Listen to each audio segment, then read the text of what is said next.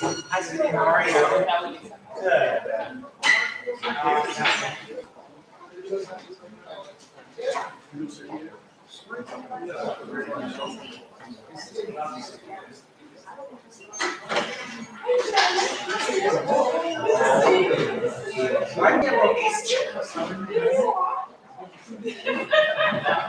Thank you.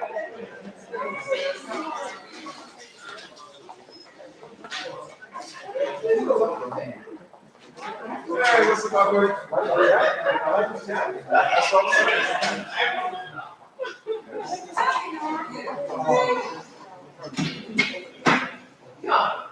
See, would you ask someone to take me? You don't know, but you still give me. No, I can sit there.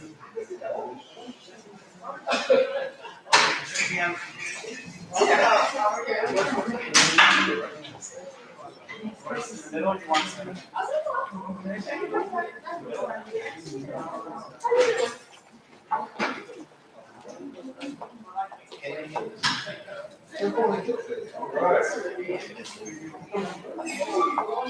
There she is. Hey!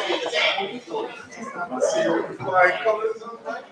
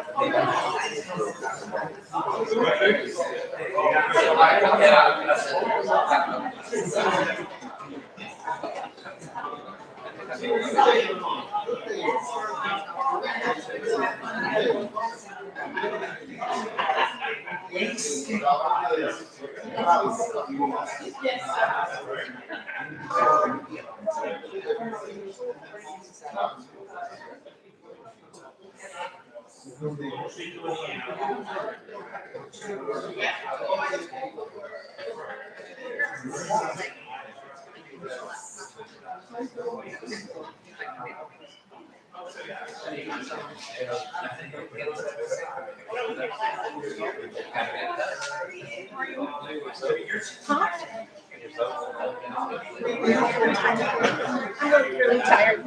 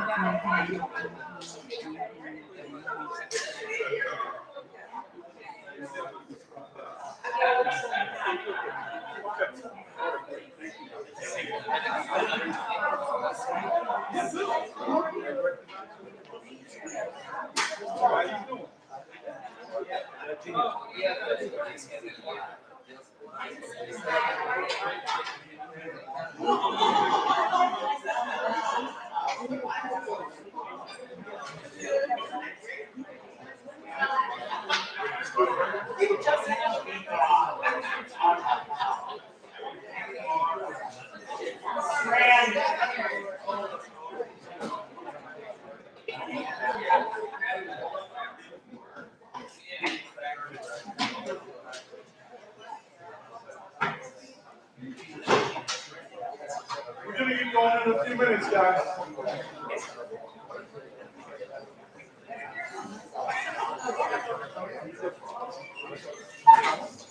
Check one, two.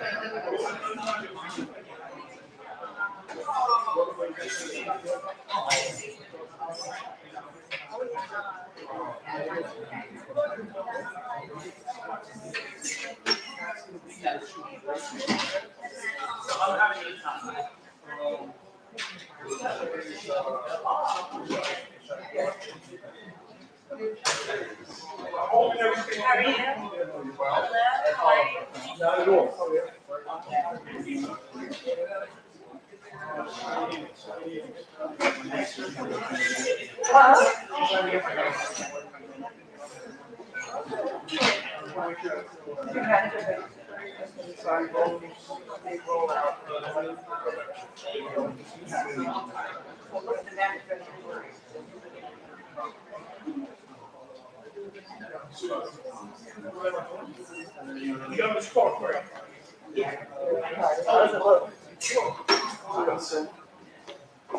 Looks great to me. The only problem I'm seeing, maybe it's because it's a very dark screen, that they're not seeing what's on the screen. When they turn off the lights for the presentation, I'm sure it won't be as washed out. Otherwise, it'd be good. Comments are turned off, I'm assuming? Amazing! All right. Sound?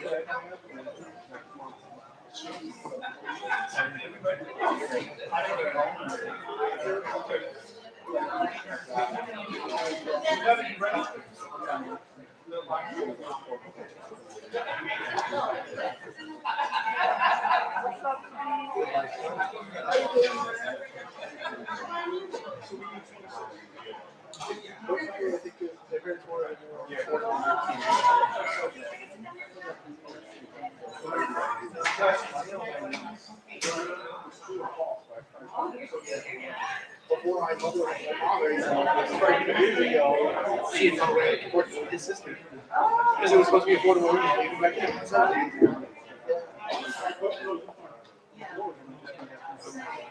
Okay, we're getting ready to start our meeting at this time. If everyone can take their seats, please.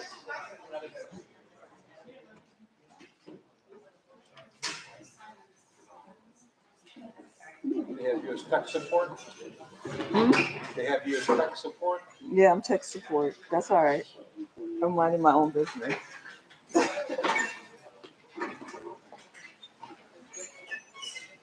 Okay, if you guys can take your seats, it will be great. Welcome to our April 20th, 2023 meeting of Queens Community Board 3. Thank you guys for coming. Thank you guys for being a part of this. It is appreciated. Your community appreciates it.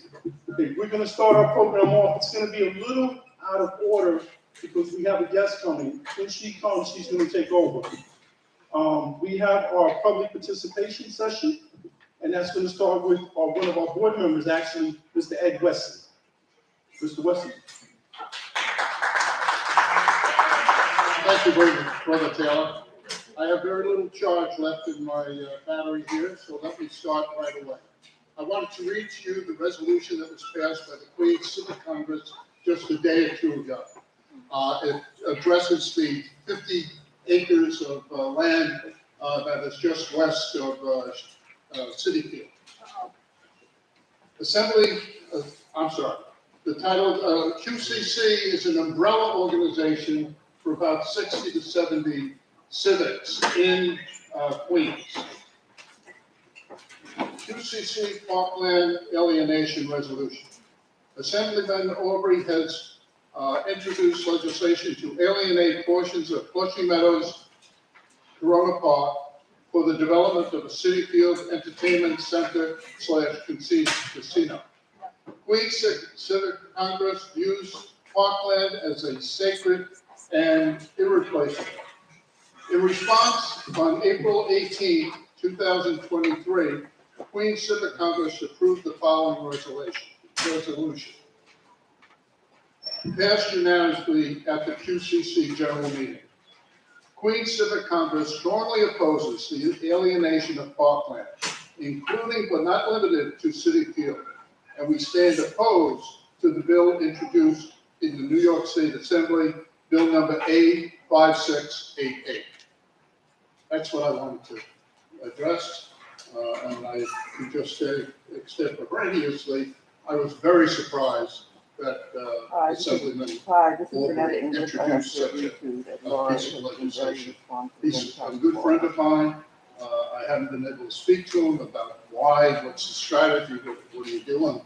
But it's been very disappointing. Thank you very much. Mr. Ed Wesley, thank you for your comments. Just so everyone knows that the Mets at Willis Point, the soccer stadium has been a hot subject. We have taken initiative from the board to invite Assemblyman Speaker Pro Tem Jeffron Aubrey. He will come. We've also got State Senator Jessica Ramos coming here right now. Okay, so we will get into it. This board does not skirt anything. We go right after it. So you will hear from her tonight. And we will hear from Speaker Pro Tem in the near future. We're going to go ahead. I don't think we have the lady from Louis Armstrong House here yet. Oh, by all means, if you're ready. Yes. If not, I'll take Karen all the time. So, okay, come on up. This is the executive director of the Louis Armstrong House Museum. Please give her a hand. And soon to be concert hall that we're going to have here that will hopefully soon be finished. If you haven't seen yet, I'm an avid jazz fan. And I get tired of getting dressed up, not dressed up, but I get tired of getting dressed up and going to Manhattan to get good jazz. So now, you are the answer to my question. So So I welcome you to Community Board 3. Thank you so much, sir. Yes, ma'am. Good evening, everyone. So I'm Regina Bain, Executive Director of the Louis Armstrong House Museum. It is a pleasure to be with you all today. So you all know Louis Armstrong, jazz icon, pop icon, Queens resident, along with his wife Lucille on 107th Street. They lived here for 30 years, and that home is now a national and a New York City landmark that offers guided tours and extensive programming. So now we are about to embark on a new chapter. A new building right across the street from the historic home on 107th is opening this summer. I am pleased to say you will be able to walk through the doors in July. This has been 20 years in the making, and I know some of you all have been there from the beginning. And so I'm so excited that we're almost home. So in that new 14,000 square foot state-of-the-art building will be a multimedia exhibit that's curated by jazz pianist and multimedia artist, MacArthur Genius winner, Jason Moran. It will have the Armstrong Archives. So how many of you know about the Armstrong Archives? You know, some people do, some people do. So this is a 60,000 piece archives, the largest of any jazz musician. And it comes a great deal from things that Louis Armstrong put together himself.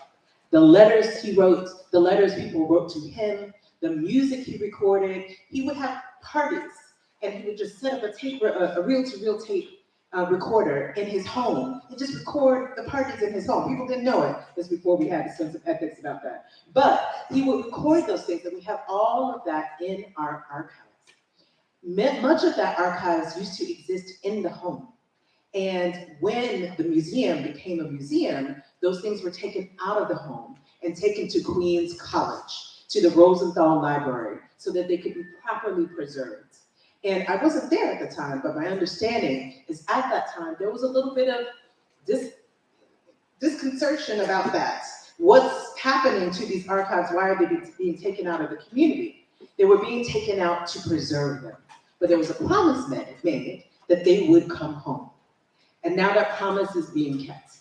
The Armstrong Archives are coming back from Queens College to Corona 107 and will be in the building across the street. So we are so excited for that.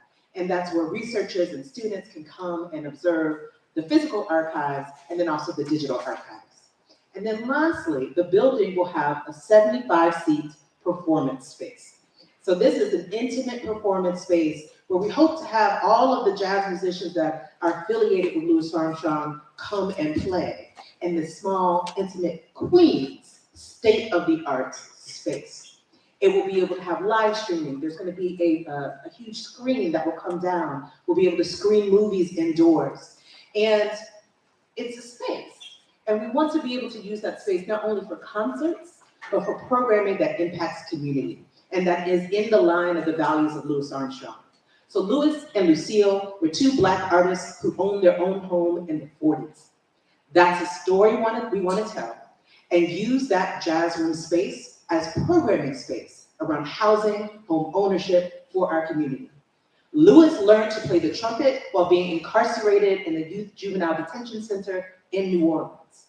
That is a story we want to tell, and then use that space as a performance space to also talk about justice arts in the community.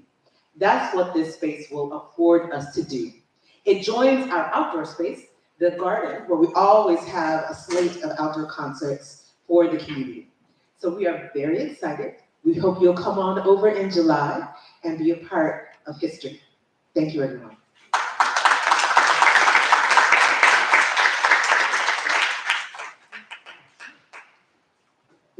We have time to take a couple of questions if you'd like. Are there any questions? Well, you've done such a fine job. Oh, I'm sorry. Yes, June 29th, and then it will be open to the public by July. You already have your courses and everything lined up for the year? We're getting there. We're getting there for the program. So the building will be open. Well, that is absolutely beautiful. Please be sure to let us know and we'll do that on our social media.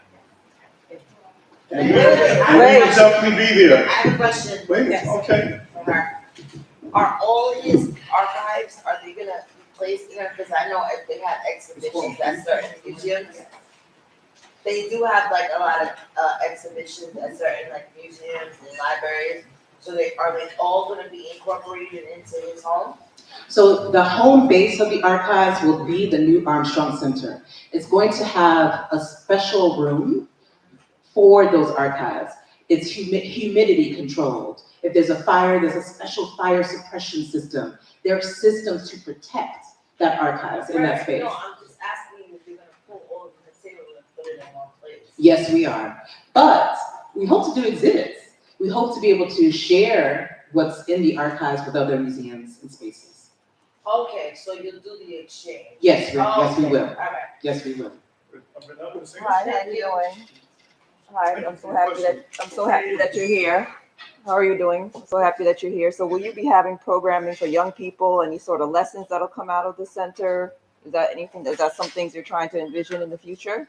Yes, and in case you couldn't hear the question, it's about programming for young people. Yes. So in a few weeks, we'll do what we've been doing for decades, which is Pops is Tops. It's a children's concert in the garden where thousands of students will come and hear a concert in the Louis Armstrong House Museum. But in addition to that, what the new building will allow us to do, and what we started to pilot with certain schools, is a trumpet instrument learning program. So there are 3 classrooms that are using donated trumpets right now to learn how to play. And if it goes well, if we get the funding to expand it, then we'll keep going and have that be a space where we can continue to do those classes. Wonderful. So, will there be a fee to enter? Yes, there is a fee to enter, but there's a reduced fee for community. And so you'll see those tiers of different fees to enter. But there's a lot of free programming. So July, in the summer in our garden, we're gonna have free concerts all throughout. So we hope that people will check that out and check out our calendar. Anyone else?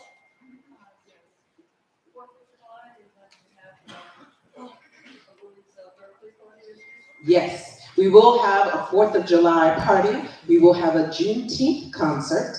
We will have we're playing at Newport Jazz Festival for the first time this year. Oh, not the first time as an institute.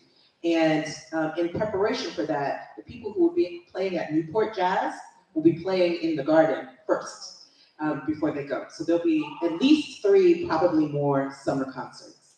And we're gonna be partnering with Rooftop Films to screen 2 films and have concerts before those films at the end of May. So there's lots of programming and concerts going on. Not a rooftop garden, we have a garden. Not rooftop, but yes. Be open all year round. Yes, so one of the beautiful things about this building is we've done programming. The house is a house, it's an intimate space. You can't get a lot of people inside.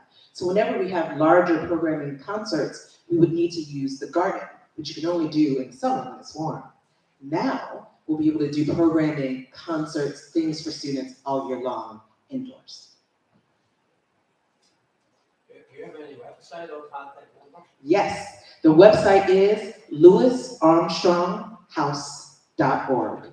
louisarmstronghouse.org. If you go there, you can see all of our programming, how to visit. If you want to become a member, you can find out how to become a member there as well. Anyone else? Very I'd just like to say congratulations. It's a long time in coming. You're the 3rd, I think, curator that I've seen since I've been on the board. This is a program that Queens School Board 3 has supported strongly. Okay, along with our assemblymen and our state senators. So I am happy that this day is finally coming and looking forward to it. Thank you very much.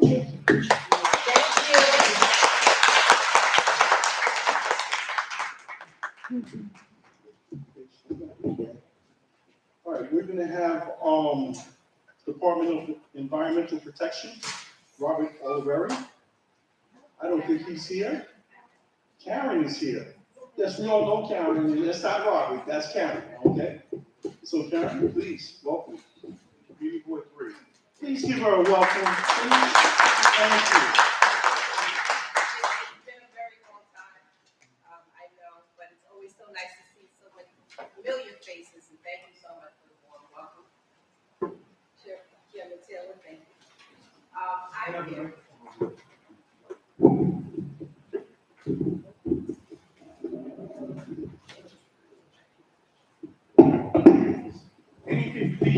They go too much, so try to get real nice. I'm here to talk about something else tonight. Okay. I'm here tonight to talk about DEP's water bill amnesty program. As many of you know, in January, Mayor Adams announced the temporary water bill amnesty program to help New Yorkers save on $150 million in interest when they pay their overdue water bill. The amnesty program was authorized by the New York City Water Board and it will run only until April 30th. So that's why I'm here tonight. We want to ensure that all eligible water customers are able to take advantage of the program. Many of you have a deck that you can go along with me. And it explains the program and gives information about how the program actually works. This program is especially important for low-income homeowners who may be eligible for debt forgiveness if they have already participated in the New York State's Low-Income Water Assistance Program, LIWAP. That program is offering up to $5,000 to property owners to help with their water bill debt. DEP is offering also a match of $5,000 as a part of the LIWAP Plus program to assist property owners. And by property owners, I mean anyone who gets a water bill. So if that's a business, if it's a church, if it's a residential property, HDFCs, anyone who receives a water bill, you should call our office at 718-595-7000. See if you're eligible. You can also go onto the website at nyc.gov/DEP/amnesty. You're going to put in your account number, and there's a toolkit there. You're going to put in your account number, and it'll pop up a couple of questions, and you'll put in, it'll be able to tell you right there if you're eligible for the program or not. Please call. As I said, this program is going to be ending on April 30th. We want to get as many property owners in this program. The amnesty is for interest only. It's not for the principal. So if you have a water bill, let's say for $20,000, and I'm sorry, unfortunately, due to the pandemic, many people have fallen behind on their water bills. So if you had a water bill of approximately $20,000, if you're eligible for the LIWAP program, that's $5,000. If you get the LIWAP LIWAP Plus program, that's an additional $5,000. That's $10,000 off of the water bill that you're able to pay. Then you enter into a payment agreement to pay it off. And this is only for the interest. The interest will be taken off. I'm letting you know, and in the program, in the information attached, I can explain to you how the program works. Let me just get to page, I think it's page 3 or page 4. Okay, so if you pay 100% of your principal, 100% of your interest is going to be forgiven, 50% of the principal, 75% of the interest forgiven, 25% of the principal paid, 50% of the interest forgiven. So please take advantage of these programs now. This is a one-time offer. They're not going to be offering this again. And we want to make sure that as many homeowners are taken care of and that these bills can be, if not lowered, can be paid in full. Okay? If there's any questions, I'm here to answer. 718-595-7000. We have Amnesty customer service representative available to answer your calls, and they will take the time to speak with each of you about your specific account. If you have multiple accounts, they'll speak to you about multiple accounts if you have multiple properties. On the website, is there shareable material there? Yes, on our website at www.nyc.gov, this presentation is here and it's in 10 different languages. We have it in Chinese, Yiddish, Polish, English, Spanish, Haitian, Russian, and I think there's one more that I forgot. But we can make it available if you need it in any other language as well. Okay? Any other questions? Let's go public comment. Please ask your questions. This is why she's here, to answer your questions. And if it's something that I can't answer, when you speak with a customer service representative, you'll be able to speak with them. Please share this information with your civic associations, the community organizations you're involved with, especially our seniors, because many of the seniors can't get out. They don't have access to computers. This is information that they need to know, because we don't want, unfortunately, enforcement action is gonna have to be taken because residents need to pay the water bills. So we ask you to please, please, please get this information out. How many programs? One is amnesty, and one is, One is Amnesty, which is being funded by the Department of Environment, run by the Department of Environmental Protection. The LIWOP program is being sponsored by the New York State Department of Disability and is that also available? Disability and Assistance. And that information is available on the state's website. So please contact the state. That information is available on the presentation that you have there as well. And they also have a number there that you can call. If you have any questions about either of these programs, our Amnesty representative will be able to answer them or call. Yes, ma'am. Have that number again? 718-595-7000. Yes, ma'am. Is there any way that we can all get those, that presentation that If you can't get it this evening, we have it on our website. It's on our website at www.nyc.gov/DEP. Anybody else? That's it? Oh, that was good and cool. Okay, I'll have to come back and visit. Thank you, Karen.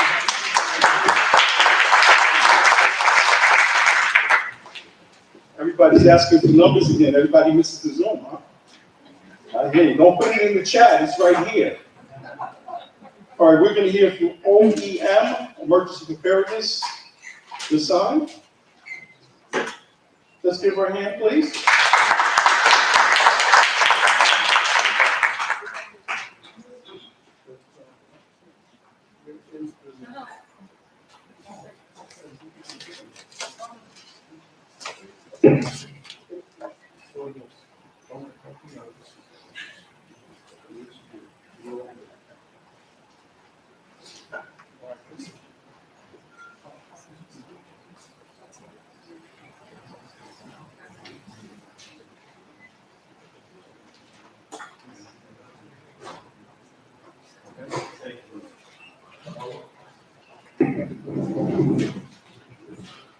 Good evening, everyone. My name is Kiara Solomon. I am with New York City Emergency Management.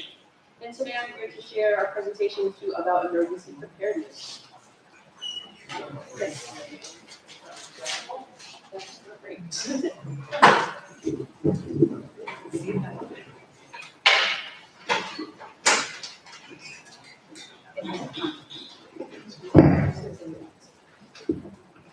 Sorry about that. I'd like to reintroduce myself. I'm Kiara Solomon with New York City Emergency Management, and today we're here to discuss emergency preparedness. So to start, who are we and what we do? New York City Emergency Management helps New Yorkers before, during, and after emergencies through preparedness, education, and response. We focus on our preparedness initiative through our community engagements. One aspect of community engagement is our Ready New York program, which is the program we are participating in right now. The Ready New York program is the public education campaign of the agency, where New Yorkers can learn about potential hazards and how to prepare for emergencies. Another program we have is community preparedness. This is where we help local organizations build capacities within their community to prepare for, respond to, and recover from an emergency. Simply put, communities know their communities best, and we partner with community organizations to help recover from any incidents. And last but not least, we have our Community Emergency Response Team volunteers, better known as CERTs. These are dedicated members who undergo a training program that provides basic response skills such as fire safety, light search and rescue, disaster medical operations, as well as traffic control and other pertinent response skills.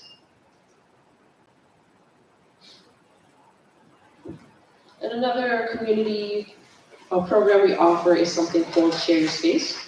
The New York City Share Your Space program is critical to helping the New York City prepare for emergencies and perform outreach to all city communities. Organizations citywide are encouraged to participate. Now I'm going to play a video for you. I will have to hold the mic to the computer, so I apologize if there's any sort of sound issues with that. New York City needs your help to make our communities safer, stronger, and better prepared. Support your community by getting involved in the NYC Emergency Management Share Your Space survey. Do you manage or own a facility in NYC with a large interior room, like a community center, a place of worship,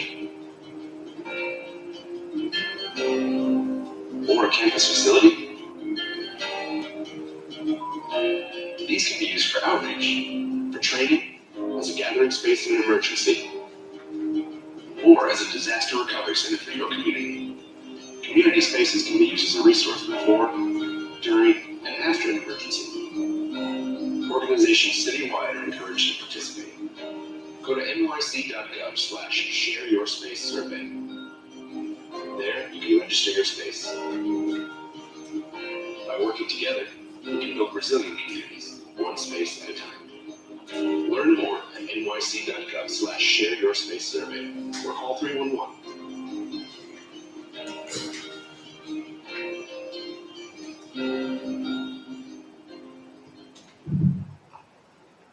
New York City needs your help.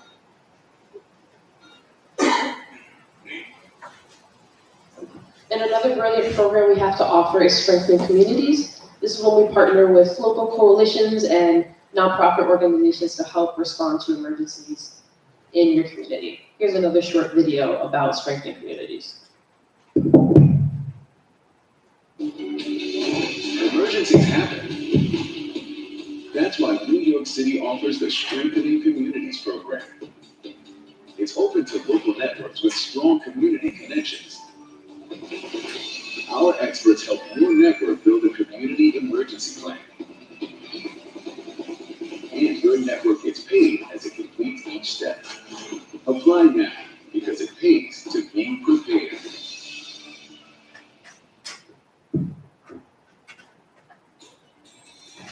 Emergencies happen. And now that we've discussed community preparedness, I'd like to talk about individual preparedness. So the piece of literature that I'll be referencing is called My Emergency Plan Guide. You can access this by visiting nyc.gov/ReadyNewYork. You can scan the QR code here in the corner of the screen. Also, I had Ready New York material shipped to the community board headquarters, so feel free to reach out and ask for that material so you can have it on hand. And additionally, this material is available in the 13 most spoken languages in New York City.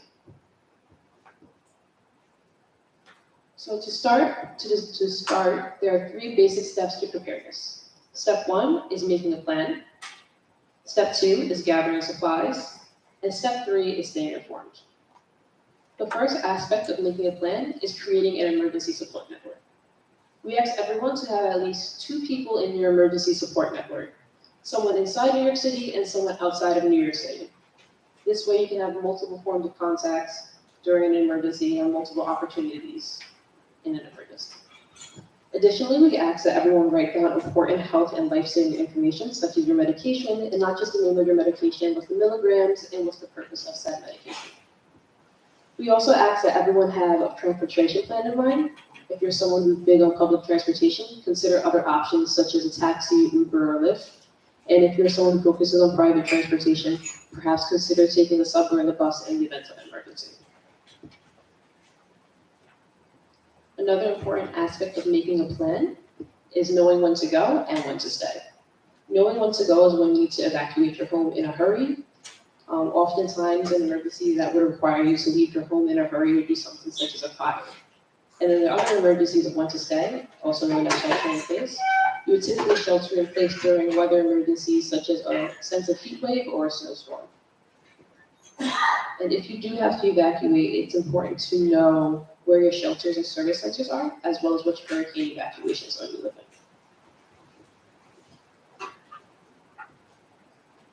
So when it comes to your evacuation zone, there are 6 hurricane evacuation zones in New York City. Number 1 is most severe and 6 is least severe. Do I say least loosely? Because anywhere it rains, there's a possibility of flooding. And if there's flooding going on, there's a possibility that you can be evacuated.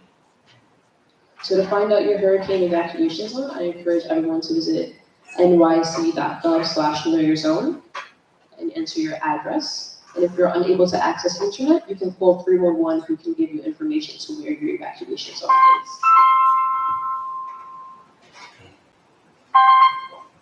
The next aspect of emergency preparedness is gathering supplies. So one aspect of gathering supplies is creating a go bag. This go bag is what you'll use if you have to evacuate your home in a hurry, such as a fire or some other emergency situation.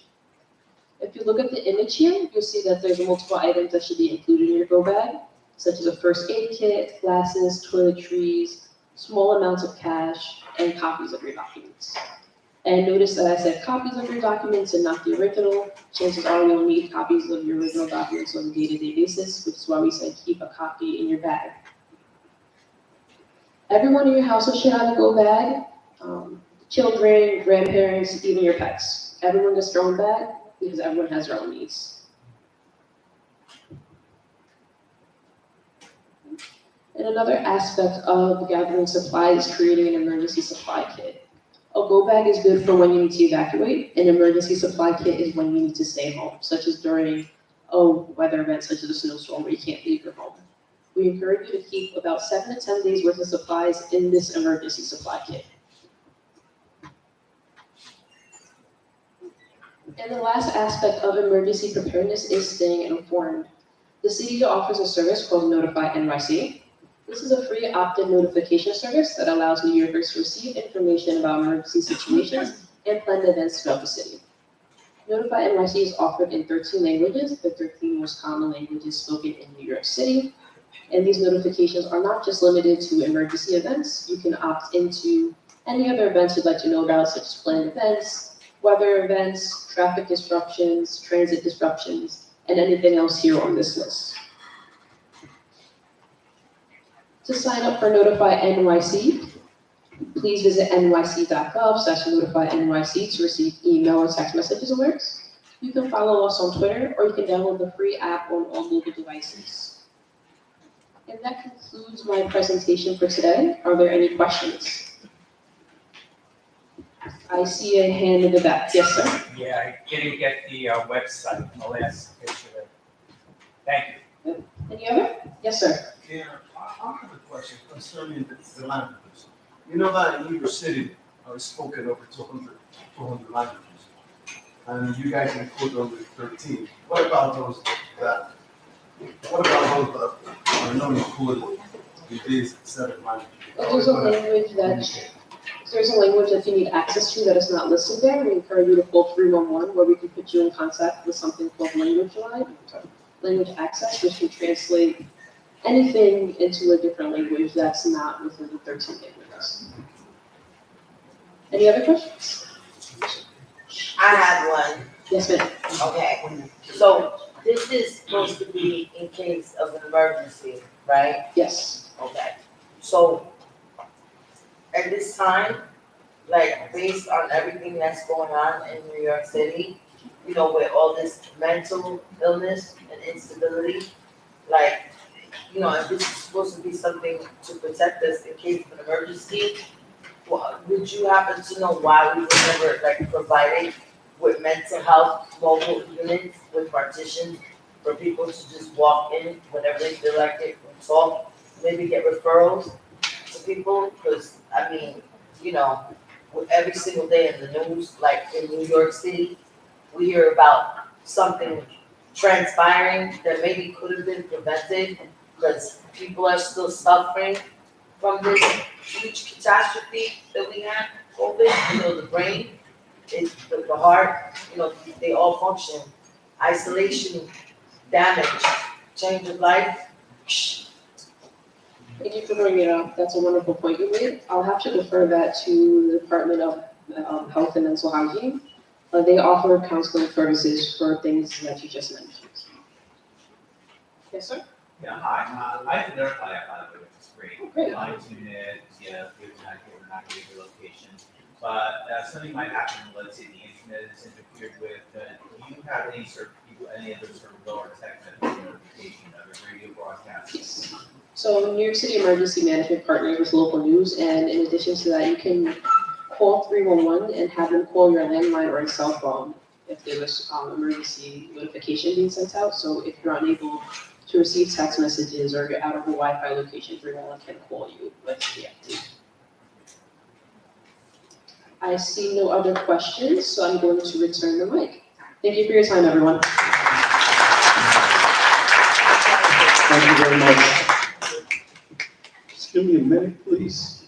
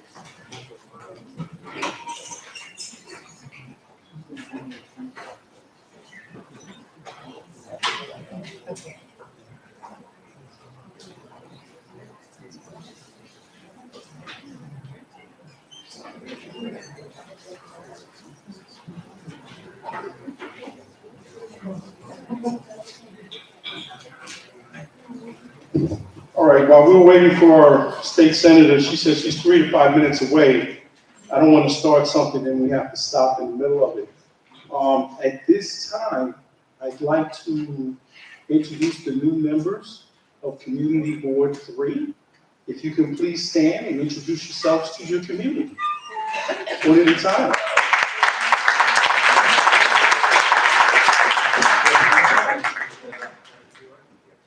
Bill Bruno. Bill Bruno.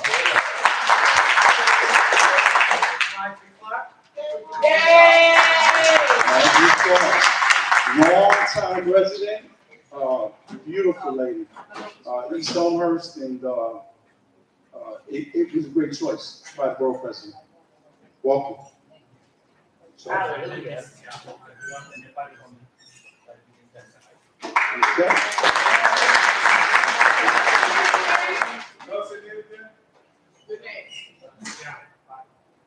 You gotta speak up here, man. You gotta speak up here. Just to let you know, the gentleman here from the colony, he invited us to his New Year's 2080. Of course, we accepted the invitation gladly. It was a fine event, red carpet, beautiful individuals. It was really a great sight to see. And I thank you for inviting me, and I'll take the chance to speak to Ms. Reed. That you invited her, and she had a great time.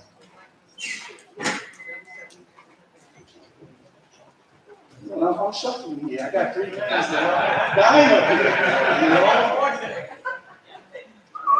We have one more member, Frank. Oh, I'm sorry. Yes. My apologies. Hi, good evening, everyone. My name is Kiko Santana. I'm so happy and honored to be here. See that I'm younger, so I'm looking forward to She means a lot by that. I'm younger and I'm very excited because I know I'm going to learn so much and how to ready to fun and so help and to serve the community. I love it. Thank you. Let me tell you, this board is one of the best boards in the city. I say that meaningfully, honestly. Or you're not only gonna learn from us, but we're gonna learn from you. Okay? And we butt heads. We do that. But we try to come out on the same page. And that's the most important because our whole deal here is to serve 250,000 members of this community. And that's what we attempt to do every day. So thank you very much.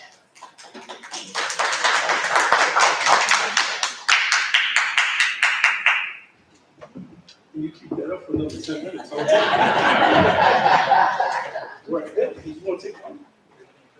Yes, yes. Hello, everyone. Hi.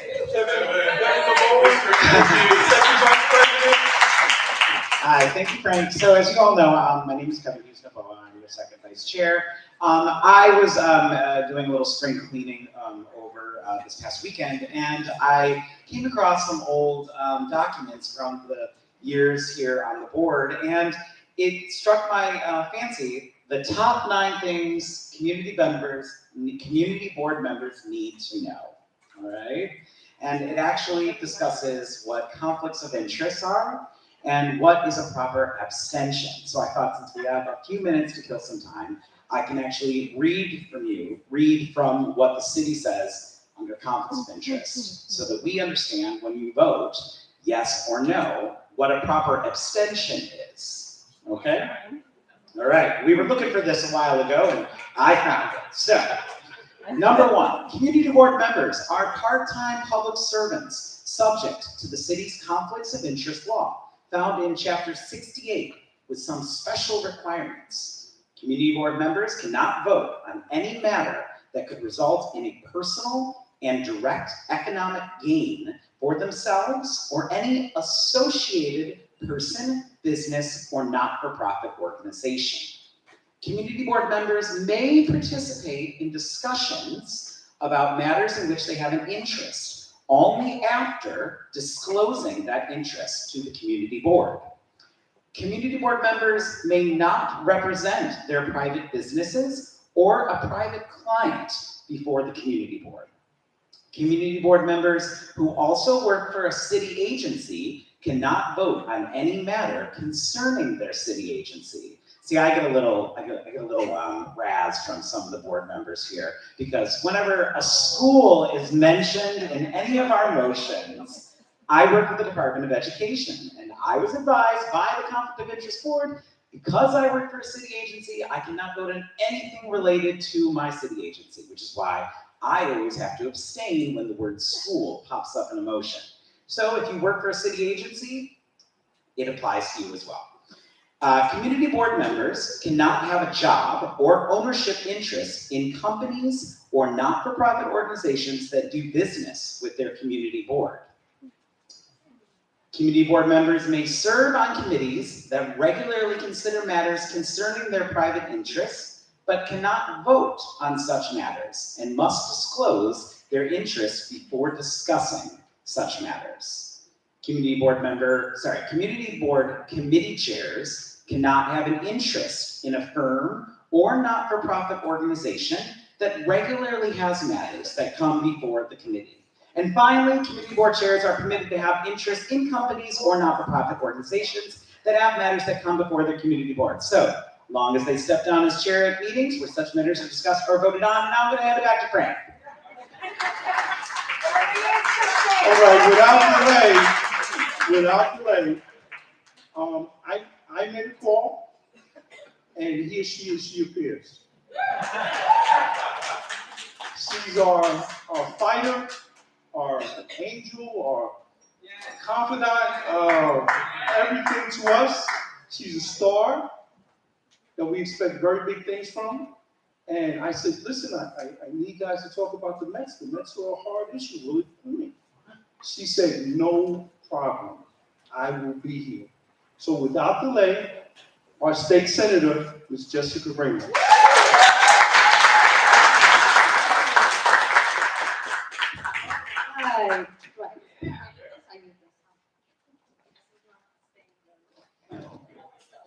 Hi. I know my stuff. I know my hood.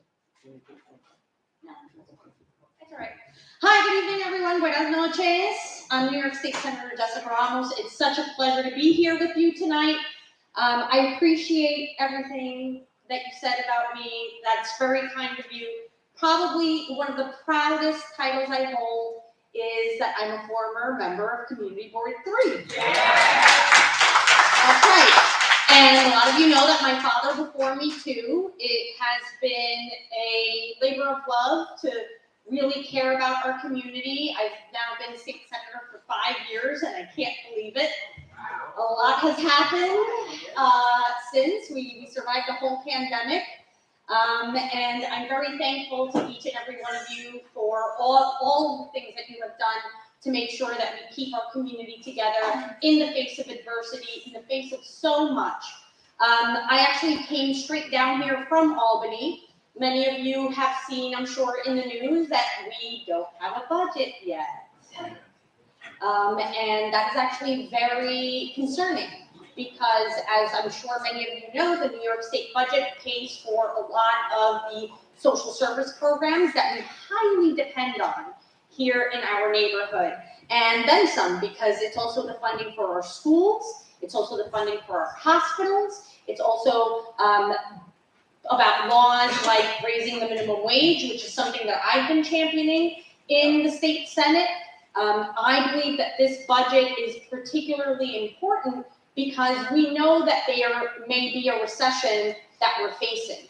And so we want to make sure that our community and communities like ours across the state are perfectly positioned to ensure that working families are able to provide for themselves, for their families, are able to make rent, are able to provide for groceries, for medication, and then some.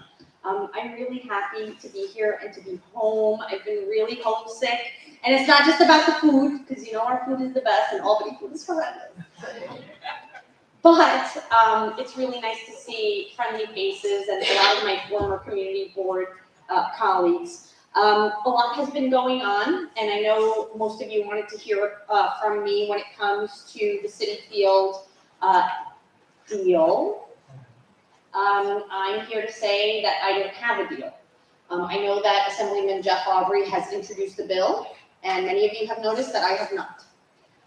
And that is because I don't feel comfortable presenting a bill to designate or alienate parkland, to build a casino, to build a hotel, to build a dining hall, to build a concert hall. I've seen the plans, I'll tell you, they are not sharing them because of course they're in competition with a few other developers in other areas and haven't wanted to have that play out in the media, and I respect that. That's kind of par for the course. But nevertheless, my biggest concern as a former community board member is that, well, at the state level, we actually don't have a proper land use review process. I'm sure you guys know that here at the city level, every time a developer or someone wants to propose a change in zoning, there is the uniform land use review process. And unfortunately, at the state level, there is no process like it. So actually, as state legislators, we are entrusted to make those decisions unilaterally, or I guess bilaterally, between me and Assemblymember Jeff Aubrey in this particular case. And he and I have been working together and have had lots of conversations, but we want to make sure that the community actually has not just a say, but a binding say in what happens to the parkland. First and foremost, my concern is that we would be handing over parkland to be privatized. And look, I'll be very honest with you. You guys all know that I'm very blunt. Anything is better than asphalt. We have had a lot of issues in terms of flooding in East Elmhurst, and that land there does not have the capacity to absorb the rainfall that we do get in that area, particularly when hurricane season comes around. That was our experience during Hurricane Ida. However, that does not mean that because we do have that need, that we necessarily have to hand over that land to a billionaire. And he does happen to be doing his best due diligence. I know he has held many visioning sessions in our community, has met with many of you, and I do believe that that is commendable. I did have the chance to attend one visioning session a few months ago, I think the very first one, if I'm not mistaken. And I think that there have been very valuable and substantial conversations that have taken place to make sure that he and those he's working with as developers are listening to the concerns of the community.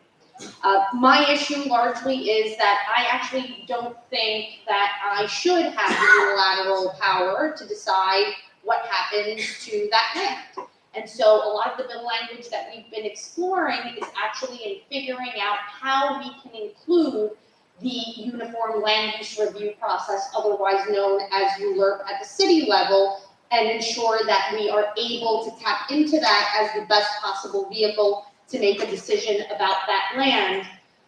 And so, you know, I've been talking to Frank, I've been talking to Giovanna to see if that is a possibility. It's why I haven't been ready to introduce a bill. I think that it should be up to the community to decide what happens to that land. I will tell you, again, I think anything is better than asphalt. I think that it is a moment for us to decide what it is that we want to take place in that land, whether it's something that Steve Cohen and his cohort feels comfortable or desires to, you know, actually acquiesce to what the community wants. But I think that that should be a collective decision. And so I'm happy to take questions about this or anything else that has been going on inside or outside of the budget. But I do think that we're at a critical juncture in our community to decide what happens to that particular lot of land. I mean, it has the potential to make a lot of money for a lot of people, right? I mean, there is a billionaire trying to develop there, but also the proposal, to be fair, is to make sure that there are thousands of jobs for our community. Temporary jobs when it comes to construction, permanent jobs when it comes to the operations and maintenance of all of the aforementioned facilities and things that they would be building in right by Citi Field. So I guess with that, I'll just leave it there. I'm happy to take questions. I know that there's a lot of, you know, kind of movement in the press about what is happening and what's not happening. And I really did want to come down and make sure that we were having a very sincere conversation about what's going on. Hey, Ed, what's going on? My question is really the sanctity of property. Yes. And you did cover that. So thank you for that. We want this to be a drawn-out process. We don't want the state legislature to finish business in this session, because that just kills the community's ability to react to what you think you're going to do. And I appreciate your saying that you're not in a position to sponsor a bill, because that was the rumor going rampant around our neighborhood and all of Queens, quite frankly. So that's very refreshing, and I thank you for that. Thank you, Ed. I do want to correct that no matter what, I would have to introduce a bill. So that rumor is not necessarily not true. Even if we were to find language to kind of punt it, if you will, to a city ruler, I would have to introduce legislation to do so. So one way or another, there would be a bill. I just want to be very clear. I guess the timing of that is important, because you have 10 or 12 days, assuming you finish the budget to end this session. So if it happens within those 10 to 12 days, who knows? I mean, I know you're well respected in our neighborhoods and in the Senate, and Aubrey is a legend in the Assembly. It really is. So it just greases the skins against the people. Yes. Thank you for that. Thank you, Ed. That was very kind of you. We do have a few session days left. I don't know if the calendar is going to change just given the lateness of the budget, whether that's going to add a few extra days. But nevertheless, I think that that's definitely something to consider. I also think that when it comes to land use bills, they can sometimes be kind of pushed forward. And I don't know, you know, what the conversation has been here at the board, but just to bring it into a little extra context, it's not just Steve Cohen and the Mets, well, I shouldn't say the Mets, it's not just Steve Cohen who is vying for a casino license. So to be clear, there are 3 casino licenses that are going to be designated statewide, and we're expecting one of them to be quote unquote downstate. And it's not just Steve Cohen that's in the running. There are other people who are advocating for that casino to be located in Luna Park on Coney Island. There are people who are advocating for the casino to be located in Times Square. There are other people who are hoping that it will be located where Nassau Coliseum is out in Long Island by Hofstra University. So there is a bigger conversation happening outside of this room, and whether or not we submit legislation to be considered, it actually does not guarantee that Steve Cohen is going to be given the permission to have that casino license. It would not be guaranteed even if I was to introduce legislation. There is a context outside of us taking place. All right, Nuala, Talia, Ken. All right. Just really quickly, if he doesn't get the casino license, are they still gonna do something? Yeah. No, that was one of the first questions I asked. Thank you, Nuala, for asking that, because I think that largely the revenue generator that they're expecting is from the casino. They're not expecting to make a big profit from the dining hall, from the concert hall, and the other things that they are offering the community. So I think the conversation that we've had is that if they would not get the casino license, if they were not to be approved, then more than likely they would not be developing in any way on that particular parcel of parkland. Oh, Talia first. Jessica, I'm just a little confused here, because, like, I know this is like your whole district, so are you responsible for that area as well? I am. I'm the state senator for City Field. Right, so, okay, so. Let's go next. Okay, so I'm with you on that. So my thing is this, like, they wanna build this whole casino and entertainment center, another hotel. But I mean, this whole area, like this end, is saturated with 14 like homeless shelters already. So how many hotels how many hotels are going to be built that are not direct near the airport, where everybody stays at a hotel by airport because it's common sense, but all these casinos and Okay, so it wouldn't be all these casinos, it would only be one. Right, but They are proposing, I'm sorry, Talia, so they are proposing a 150 key hotel right by the convention center that they would be building on that particular parcel of land. That is not the only hotel that is being proposed for that general area, and that is very important to take into consideration, because everything that is being proposed for that part of City Field isn't happening in a vacuum, right? We know that across Seaver Way to the east, even though it is not my district, that is actually now State Senator John Liu. To be fair, I have lost that part in redistricting that just happened, where the soccer stadium is being championed by Councilmember Francisco Moya. They are also proposing another hotel. We have no way of knowing whether those eventually become shelters.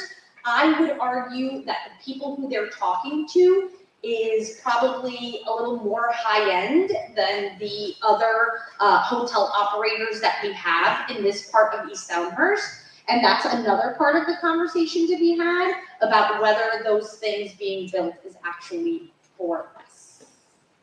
Bingo, I'm glad you said that. Okay, we're gonna go Ken, Dawn, over there, 1, 2, and then over there. Hey, okay, Dawn. Oh, thank you for coming, Senator Ramos. So I'm concerned about parkland, park space, preservation, and addition of green space, just like you were saying about flooding. I'm concerned about housing. Can we force them through some mechanism to add affordable housing? And I'm concerned about connectivity and transportation, like right now you cannot get from Jackson Heights to City Field or Flushing Meadows or Corner Park. on a bike with your children, or on by foot with your children, you cross a highway. So I'm just wondering if there are things that we can do to ensure some, are there mechanisms that are in place that we could put in, even if we can't stop something or something's going up, how do we make sure those things, accessibility and housing are? So, lots to say. One is that at the state level, in Jeff Aubrey introducing a bill, there is no actual opportunity for community engagement, much less for it to be binding. And that is the concern that I outlined with the fact that ideally we would want to punt to the ULURP in legalese somehow. And actually in Assemblymember Aubrey's bill, it is actually outlined in there in legalese and not directly. It's a little coded, and I know that it can be a little tough to kind of read into it. What they are proposing is to replace that parkland with an extension into the Flushing Bay Promenade, and they would be actually developing the Flushing Bay Promenade for 24/7 public access, which would include a bike lane. I wish I could share the renderings with you. I was sworn to secrecy. I'm sure they're actually going to get mad about everything that I'm saying tonight. But if everybody can cover their ears, I could give two shits, because I want to make sure I'm being very transparent with the community about the conversations that are being had with me. And I want to make sure that whatever happens is what we decide as a group. They are looking to expand the promenade that way. They would be including a few bike lanes, and even actually, if I remember correctly, developing bike lanes along Roosevelt Avenue to ensure, and actually they would be blocked. They would be blocked bike lanes. You know you like that, Bill Bruno. And it's okay, I do too. Everybody knows I don't have a driver's license, so I appreciate that as well. But there are a lot of things to take into consideration there, whether that's what we want. And I think that for all of you who have been participating in visioning sessions with them, and I think they're going to be holding a few more, please continue to do so, and to make sure that our voices are being heard, and whatever does end up being designed as we figure out what the end process is going to look like. Yep, yeah. Yes, my neighbor. For everybody who doesn't know, he lives in the building next door to me.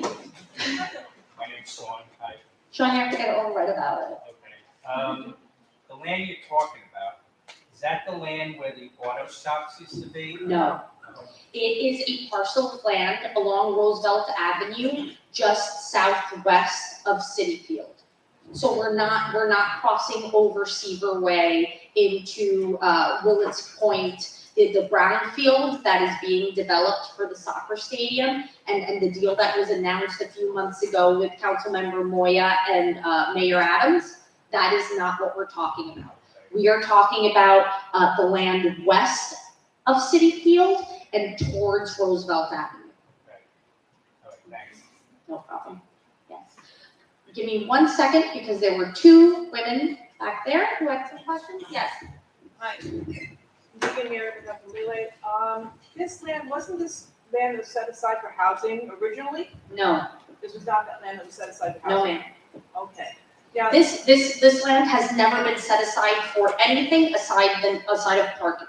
just for parking. This was that parking area that you're talking about? Yes, this is the parking lot area to the southwest parcel of land of the entire City Field footprint. Right over by the Long Island Railroad? Kind of towards the tennis thing. Is that near the Long Island Railroad? That is towards the Long Island Railroad, but right by the 7th.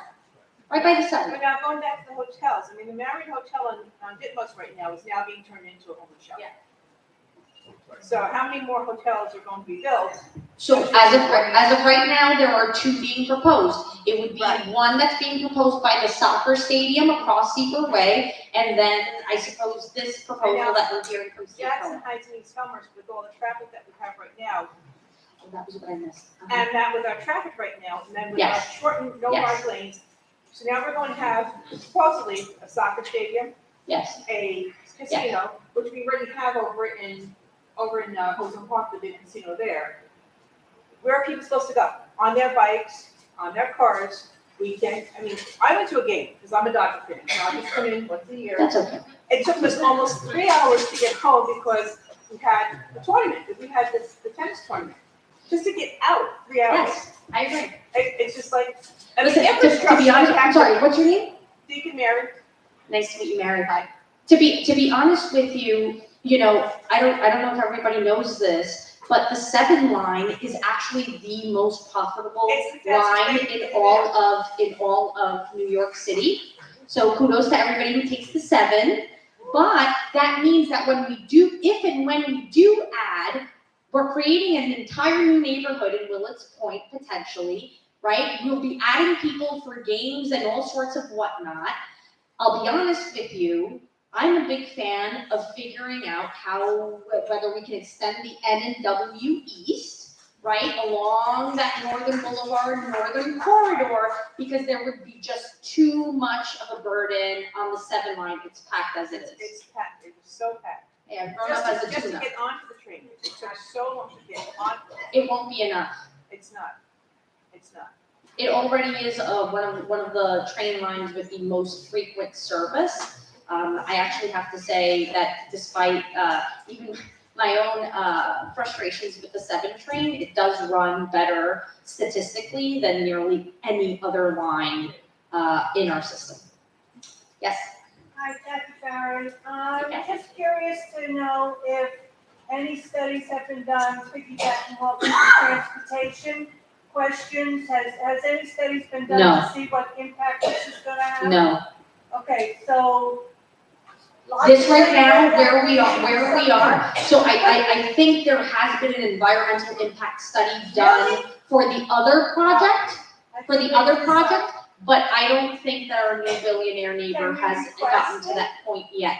I think right now, they're just looking at the architectural renderings, trying to collect information and data from the community surrounding the development, and they're trying to incorporate people's thoughts as much as possible. But there has not been any sort of real environmental impact study done for that particular project. Okay, so would it be where we possibly, this would not go forward until something, a study gets done? No, that's what I'm saying. I am here because I want to have a very clear conversation. I, as your state senator, have the power of introducing legislation and making this decision by myself. Me, I can, Then can I ask? but I won't. Okay. I won't. That's not how I was raised, that's not how we do. You don't want to do an environmental study? Yes, and there would have to be. Oh, okay, well, that's all. But I have not introduced legislation quite yet. We're trying to settle on language that, like I said before, would actually include different points of community engagement. Some of this is already actually outlined in Assemblymember Jeff Aubrey's bill. It's just kind of hard to read the legalese. And I'm hoping to maybe make it a little clearer if and when we get to that point. Thank you. No problem. Okay. Ha, oh yes, you ma'am, and then that. Look at I miss Chantal? I'm so sorry. Okay, so Chantal over here, and then in a second. Chanel, sorry. Thank you, Senator Ramos. I have a comment and then a question. So for those of you from the community side don't know me, Chanel Thomas Henry, I am part of the community board and several other organizations in the community. So some of the things and concerns you have addressed, I've had the opportunity to attend several of these visioning sessions. And one for the public, because I know you asked about on the other side, perhaps. When we talk parkland, and Senator Ramos did mention this, it is parkland, but it's been asphalt for many years. And I believe the city field lease is for another 100 years. So it will continue to be asphalt and just the parking lot in our community of no use to us at all. And more importantly, can't absorb rainfall. And can't absorb rainfall beyond our lifetime. So that's one point. 2, again, in having the opportunity to go to the vision sessions and see some of what they've done, I am very impressed, having been born and raised in Colonial Suburbs all my life, to see how they've taken the feedback from the community to address our concerns. So everything from the bike path access, to and from and the connectivity between the parks, the marina, and the promenade, they have put into their plan. So beyond the casino to the traffic concerns, in addition to the architects, they have engaged traffic experts to study the patterns and build in a way so that parking will be underneath and direct individuals to Citi Field in a way that it will not bog down our local streets. Okay, so they have looked into the traffic studies. I don't know if they've done a deep dive into the traffic study, but they have heard that and are working on things of that sort. Amongst a number of things. They've had hundreds of meetings. They've come back with different ideas. They've taken all that in and continue to change the plans. And again, I say I'm very impressed. And they are even currently today going door to door in our neighborhoods, collecting surveys of these are the things we heard. These are the things some of your neighbors have put in. Now we want to get your opinion. What do you think? So they're going above and beyond. And if anyone is I do have to say, they need to do a better job of speaking to Latino indigenous communities who live here in that area. I know that they have done a very good job to be transparent with our local African American community. They've even spoken to a lot of Dominicans. When I asked what Colombians that they spoke to, because I'm Colombian American, they named people who actually haven't really lived here in a while. And there was no mention of any real Ecuadorian, Peruvian, or Mexican groups. So that is still a part that we are figuring out. So I think that could be part of the door to door. So can we have it? No, it's not. It's not. So they're just direct. These are the conversations that we've been having. Okay, so as of today, they have gone. What they reviewed the other day was 77th Street, just so you know, because it's South Main. Okay. Okay, and you showed uniform and everything, yes. Oh my God, Kathy, did we meet the day of the firefighters? Yes, we did. Yes, we did. I remember you. How you doing? And if anyone wants more information, there is a website, queensfuture.com. I encourage everyone to go on, get more information, find out when the visiting sessions are, and give your feedback. And then, Senator Ramos, if you're comfortable answering questions, knowing that several other communities are vying for this project, which could potentially bring local jobs, thousands of jobs to the community, are you comfortable giving a position in terms of where your preference is, where people like those? No, not at this moment. And I appreciate the question. I've been very clear with them about other groups that I feel need to be included. I actually don't feel like they've spoken to anybody who looks like me, to be honest with you. And I've seen the list. I've got the presentation. I saw the thing, but actually they have spoken to very few indigenous Latinos on that list. And we do comprise the vast majority of Latinos in this part of Queenstown. And that has been a concern to me. So I agree that they have been trying to do their due diligence, have held lots of visioning sessions and are collecting data and door knocking the right way, but there is more to do. And I apologize because, like a good politician, I only have like 2 more events to go to, and I do want to answer everybody's questions as quickly as possible. So I'm gonna go right ahead here, and then Ms. Beckles.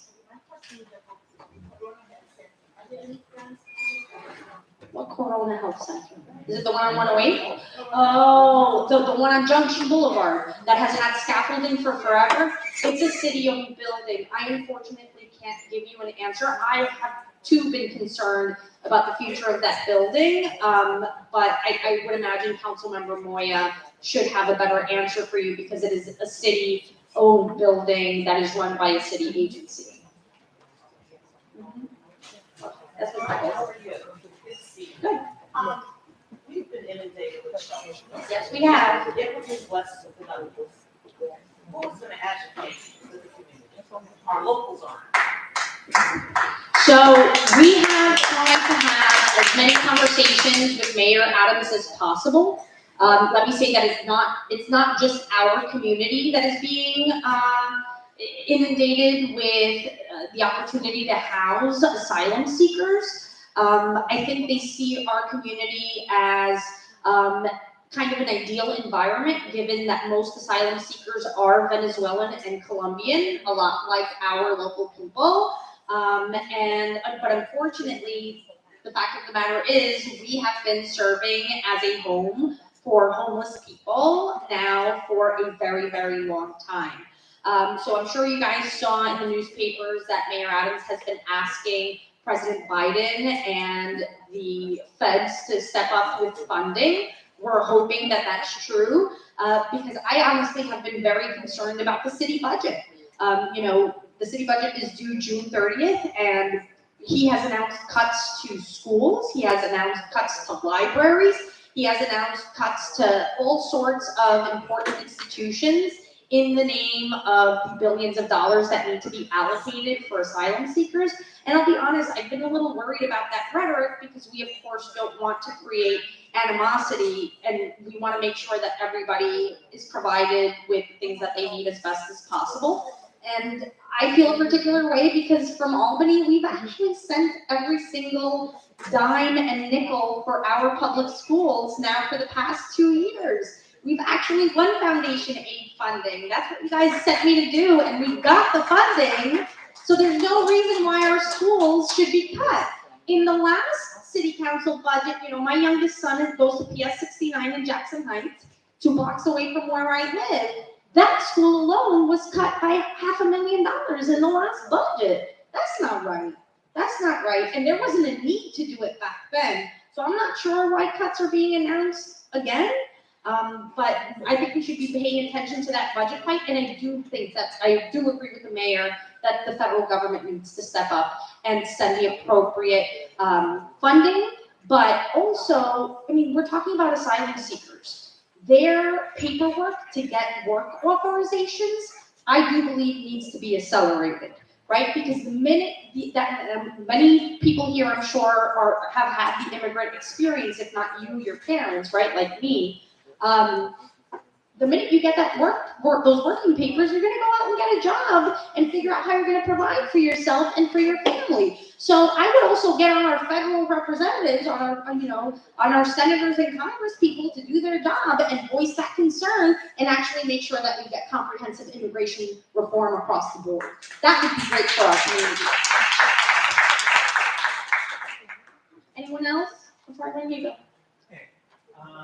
The Safe Streets legislation, I think you specifically of Sammy's law, which allowed New York City to decide its own speed limits. If you want to put it something like, I don't know, Roosevelt or anywhere else, which is a lot of traffic danger. I know you support it. Yes, I do. Wholeheartedly. Can you take this chance to pass it to the session? Yes. So the truth is I have no idea. And that is because a lot of these transportation issues, whether it's Sammy's law or even cameras on buses to get cars out of bus lanes so that buses can actually, drive through. And my pride and joy, my scramble crosswalk bill, is all actually being considered within the budget right now, which is being held up with conversations on housing largely. But I'm hoping that we actually get to iron that out the rest of this coming week. So if it doesn't make it into the budget, I do think Sammy's law might actually be able to be passed outside of the budget if we can create the political will to do it. Quite frankly, I don't know what else is going to take given how many people, especially children, that we've lost. And what I keep harping about when I'm up in Albany is that now we're getting a high school on the intersection of Northern Boulevard and Broadway, and we're actually going to have many more students exposed to cars and traffic. And, unfortunately, I am now the proud mom of a middle school child, which is very hard for me to contend with. But yeah, don't giggle. But, we always worry about how they cross the street and the like. And, unfortunately, when you look at the statistics of the students that we have lost on Northern Boulevard, it has been largely kids who have been hit by cars in the crosswalk when the pedestrian had the right of way because the car would not yield to a pedestrian. So just a word of caution to all of the drivers out there, if you are going to insist on driving, and please consider not driving if you don't absolutely have to, but if you are going to drive, please yield to pedestrians when they cross. Whether it's a senior citizen who might not be going as fast as you want, and I know you might be in a hurry to get to where you're going, but this is about saving lives, whether it's a child or a senior or anybody in between. All right? Lula, I'm gonna skip you, no, because everybody else is gonna get a chance.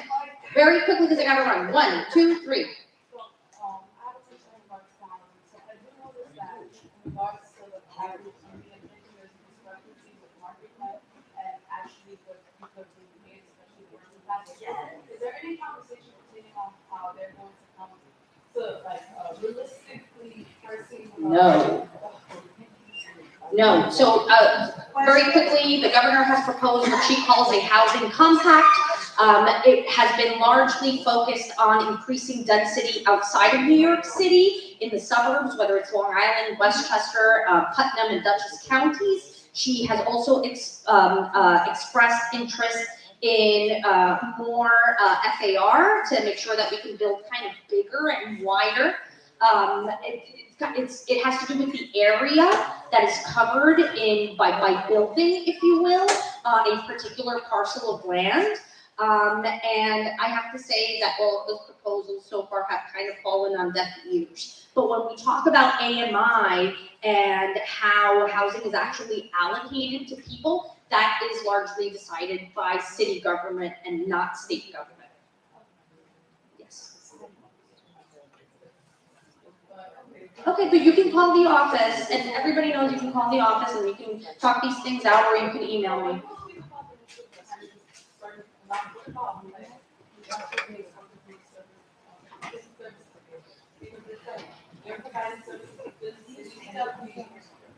She's talking about contractual social service workers, and I guess whether housing is given to them. Because it's like, you know, there is a limitation as to what can be paid for these contracts, but you also have to keep in mind that these people have families too, and Yes. them far out, Yes. and then having to commute and then deal with Yes. like their responsibilities at home. Like, that's I would argue for teachers too. Yes. I mean, if we can get police officers to commute on the train, that would be okay too. But I will say that unfortunately, historically in New York City, and this isn't me just as state senator, for those who don't know, before being a state senator, I worked at City Hall for many years. We don't typically view housing from a workforce housing perspective, and it has been to our greatest detriment in actually helping people live close to where it is that they are working and providing services and care for other New Yorkers. And that's actually ideally where we should be. So, you know, it's something to talk to the mayor about, and it's something that we should all probably think about when we go to the ballot, to cast our votes at the ballot box. He's good? You have a question? No? All right, over here. I'm in liquor licensing and I wanted to see things. Oh, the state What that liquor bill? authority is the bane of my existence. I hate the state liquor authority. It's So okay. bad. They know how I feel about them too. Yeah.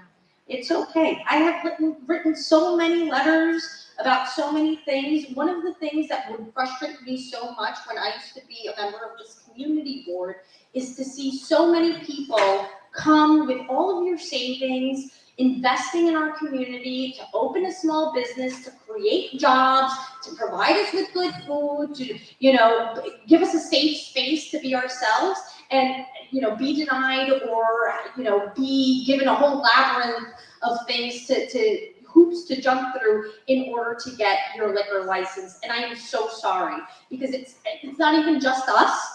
This is a problem statewide that is very much on the minds of many of my colleagues and myself at the state level. And we are trying to work with this new governor to figure out how we can have overall SLA reform. I appreciate that. Yes. Yes. Well, yes, if I can, you know, tip my own hat, I championed temporary liquor licenses. That was my bill that got passed.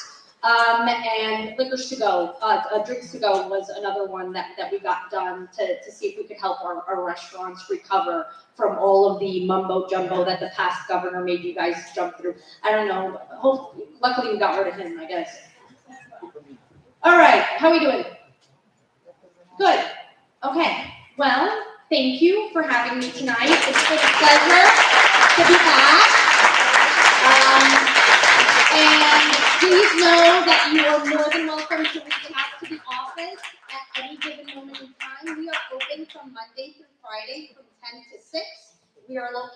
7409 37th Avenue, on the third floor, suite 302.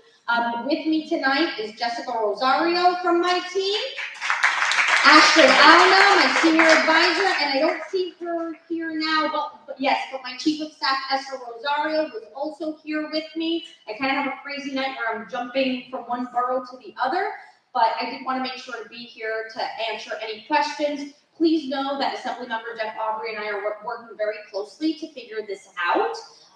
So it's not like, we're working against each other. He and I have the same interests and the best interests in making sure that whatever happens with that plot of land, it has the best possible outcome for all of us.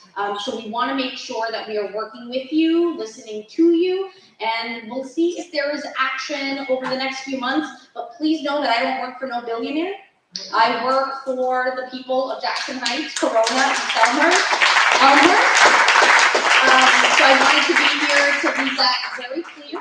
And hopefully we will figure out what the future holds. And I'll be back if you guys have any more questions about that particular subject. That is never an issue. Okay? Thank you.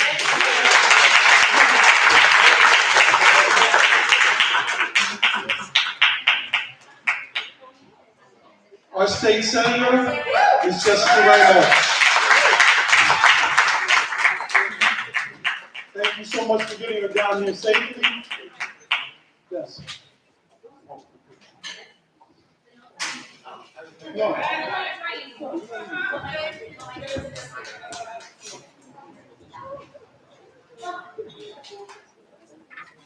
And former member of Community Board 3. Once you're a member of Community Board 3, there's no former. You're always part of Community Board 3.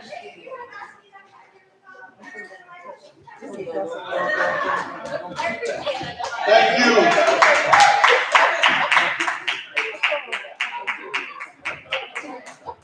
Thank you. Please give her a hand because she does the job for us. All right, now, nobody get mad at me when we're here after 10 o'clock, all right? All right. All right. I was told by the district manager not to forget that Mr. Hamlet Wallace is the chair of land use. So please, no, you're the chair, brother. Let me introduce him. Man who's been on the board for almost 30 years. Mr. Hamlet Wallace. He will now take over. Did I do okay? All right.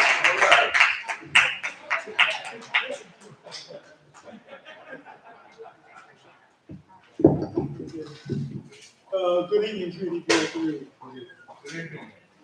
Tonight we have on our agenda a public hearing, a land use application N230141 ZCQ and N230108 LDQ regarding 34-20 Junction Boulevard. This is the property of Food Bazaar Supermarket.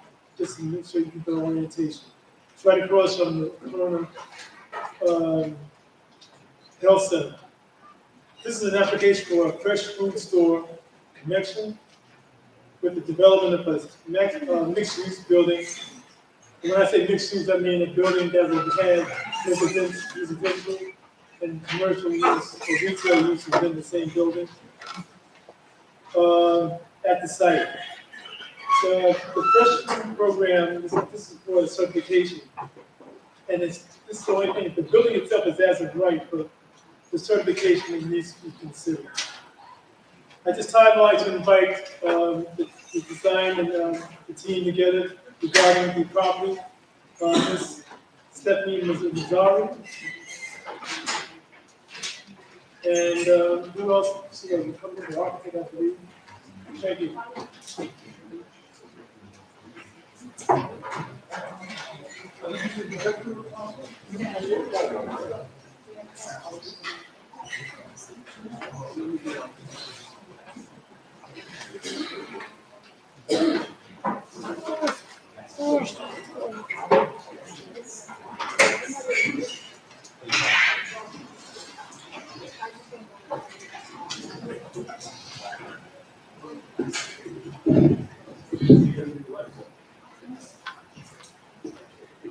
front lights? Usually front lights.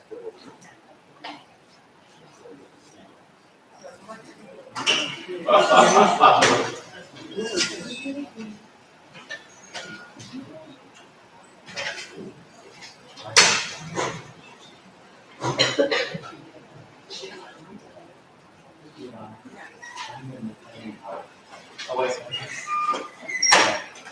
I think it's but I don't be right.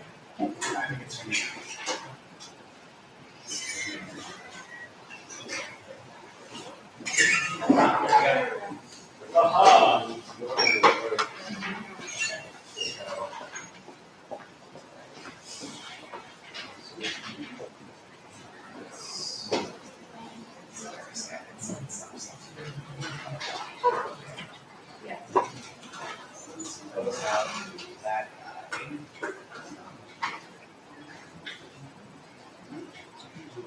Ah, look at that, I did it. Oh. Thank you. Okay, thank you, everyone. My name is Stephanie Marazi. I am a land use attorney, and I'm representing the partnership between Food Bazaar and Sherwood Real Estate Group regarding a new development at 3420 Junction Boulevard. And the specific reason we are here is because we are requesting a fresh food store certification from the City Planning Commission that will allow, in exchange for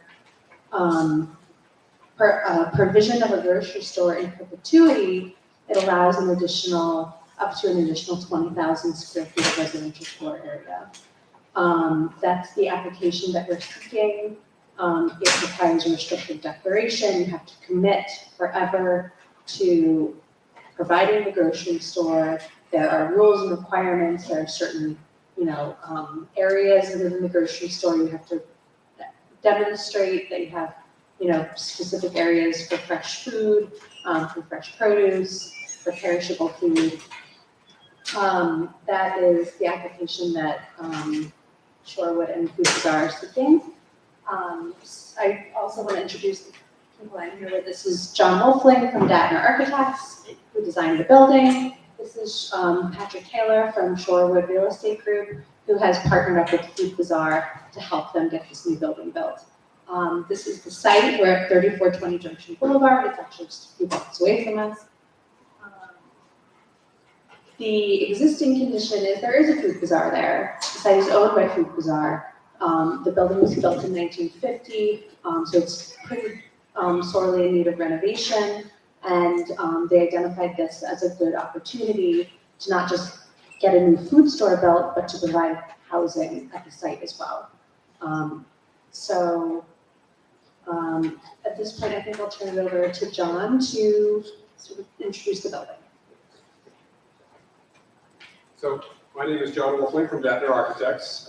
We are a firm that's been around for close to 60 years. We specialize in civic buildings and housing buildings, and I've been working on this project for a couple of years now. We're very proud of the design. There's some stats here on this slide, 7 stories. The square footage is listed there. We're providing 164 apartments.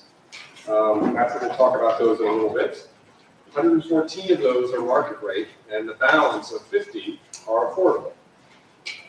You can see in this chart, it's below that, the breakdown of the unit mix. So it is a large number of studios and 1 bedrooms, and also some 2 bedrooms for those larger families.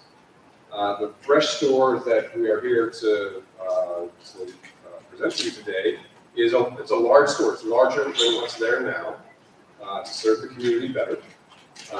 There is close to 30,000 square feet of floor area, sales floor area. There's some space in the cellar, which I'll show you in just a little bit, that is part of the back house space.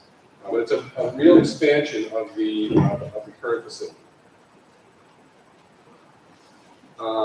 So we presented to the Land Use Committee about a week ago, and we got some very good feedback. And I think what I'm actually quite proud of is that we heard that feedback, and we have come up with a revised approach for how we're dealing with parking in the site.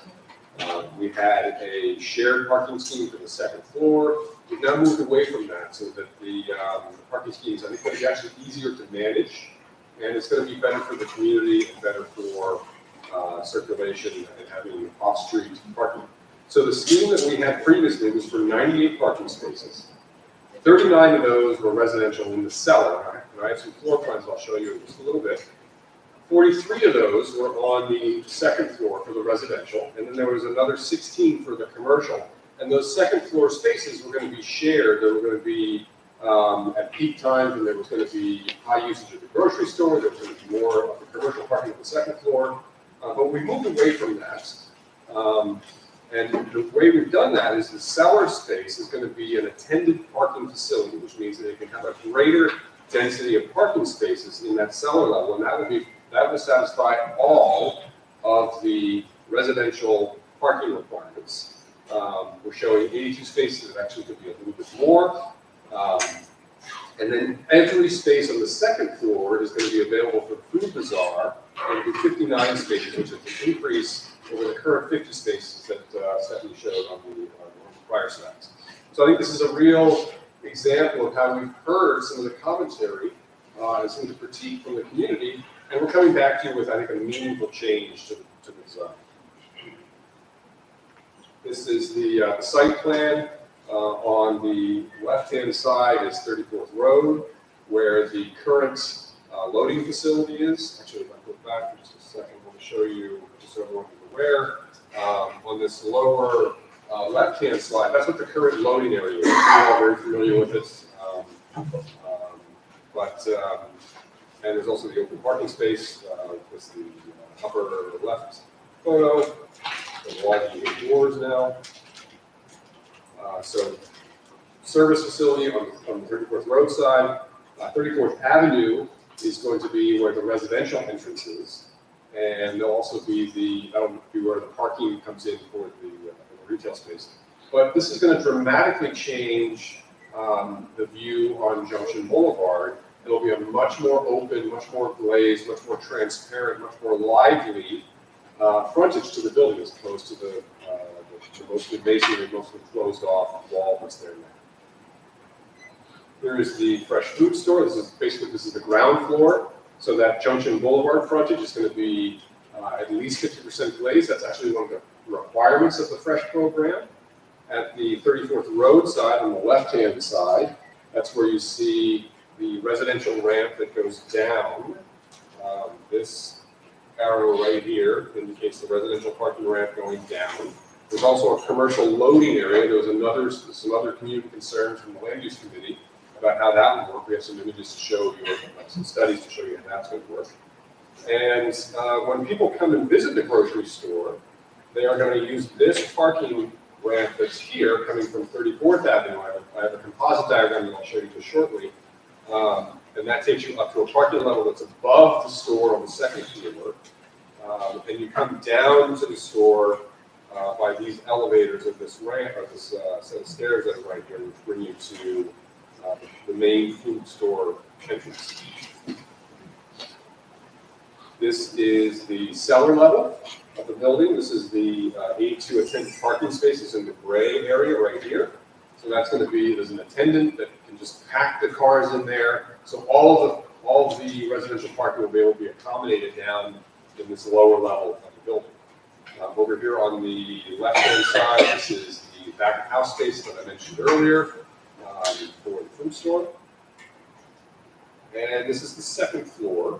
Now, this is self-park. This is going to be parking by the customers that will come and visit the space. And I pointed out the elevators that get you down to the ground floor of the prior plan, but they're right here as well. So we'll just stack them up on each other. And here's that ramp coming up. And this composite plan shows how that ground floor and how the second floor work together. So basically, if you're coming to the facility, you're going to come off of 34th Avenue, traveling eastbound, make a right-hand turn up the ramp, come around, and then basically park wherever there's a parking space. And there's 59 parking spaces here. And here's the elevator and stairs that get you down to the grocery store. And when you're leaving, you just go basically right back down the ramp out to 35th or 34th Avenue, and then make your right-hand turn and go back home. Here's a typical residential floor.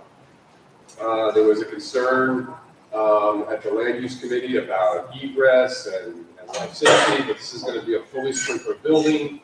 All of the travel distances and all the egress stairs are provided. This is compliant with the New York City Building Code. It's basically been approved by the Department of Buildings, so there's no issue with life safety. And there is an upper level amenity space that is, the blue area you can see is actually interior space. It's a series of amenity spaces, a party room, community room, some shared workspace, and then the green space that you see is primarily outdoor passive recreation space for grills, for sunbathing, all those good things that you can do. And I'm going to hand it over to Patrick. I can do the panel. Okay, great. All right, thanks everybody for hearing our presentation this evening. Again, I'm Patrick Taylor with Shorewood Real Estate Group. We're partners with Group Bazaar. They basically hired my company to help them redevelop their store and this building that we're talking about today. When is this gonna kick off? The construction timeline really this summer. They're gonna start to close the store in the second half of the summer.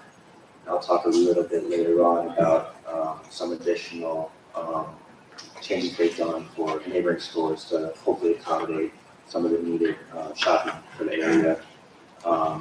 We expect the store to be completed in about 2 years, in July of 2025. The balance of the building, the apartments, will be open probably January of 2026.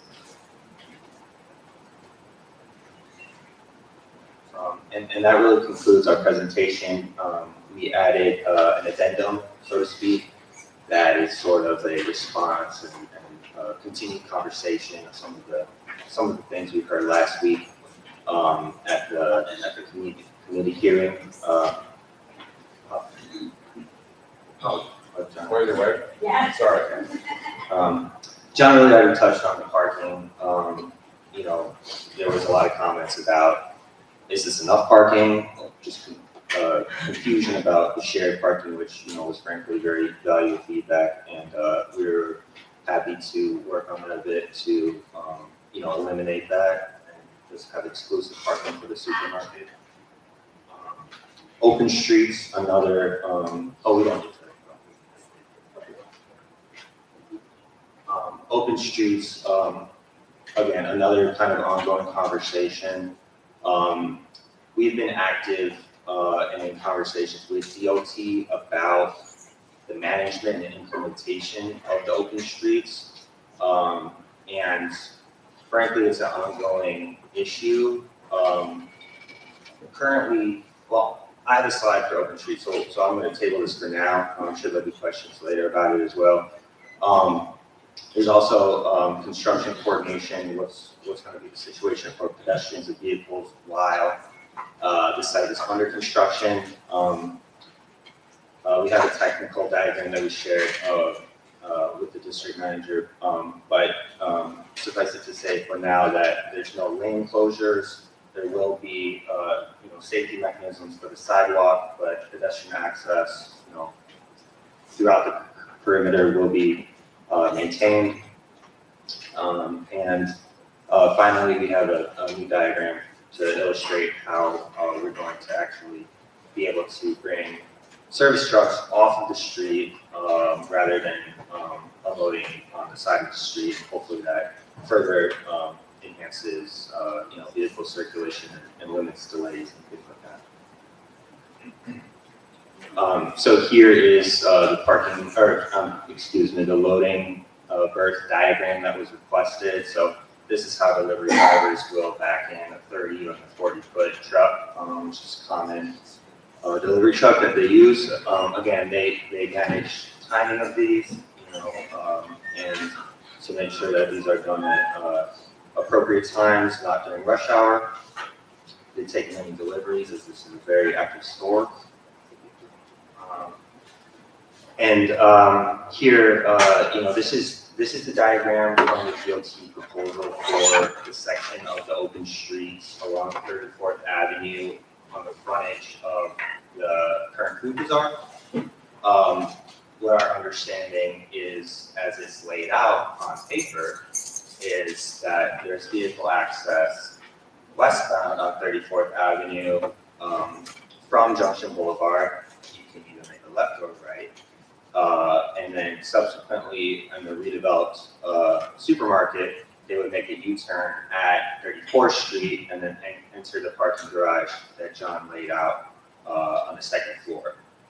Or come down 94th Street and make a left to enter the garage that way. Now, when I was talking about this on paper last week, a lot of the attendees, said, that's not right. So, what I saw when I visited last week, which is what everybody told me, which is that street's just blocked off, right? So, what I understand, and again, this is a process, there's currently an open public testimony period to DOT for proposed rule implementation for these open streets, which Shorewood has submitted written testimony for, Food Bazaar has submitted written testimony for, to ensure vehicle access to the store. And just a final comment on that is, I understand there's movable barricades that are supposed to slow but not obstruct through local traffic, of which Food Bazaar customers are local traffic. That doesn't seem to be the case on a daily basis. Again, I think this is something ongoing, and currently, there's access to the parking lot from Junction Boulevard, so it's not an immediate issue for the supermarket today, but it will be upon redevelopment of the store. So I will end just with a few more bits about the Food Bazaar downtime and how that's going to be managed.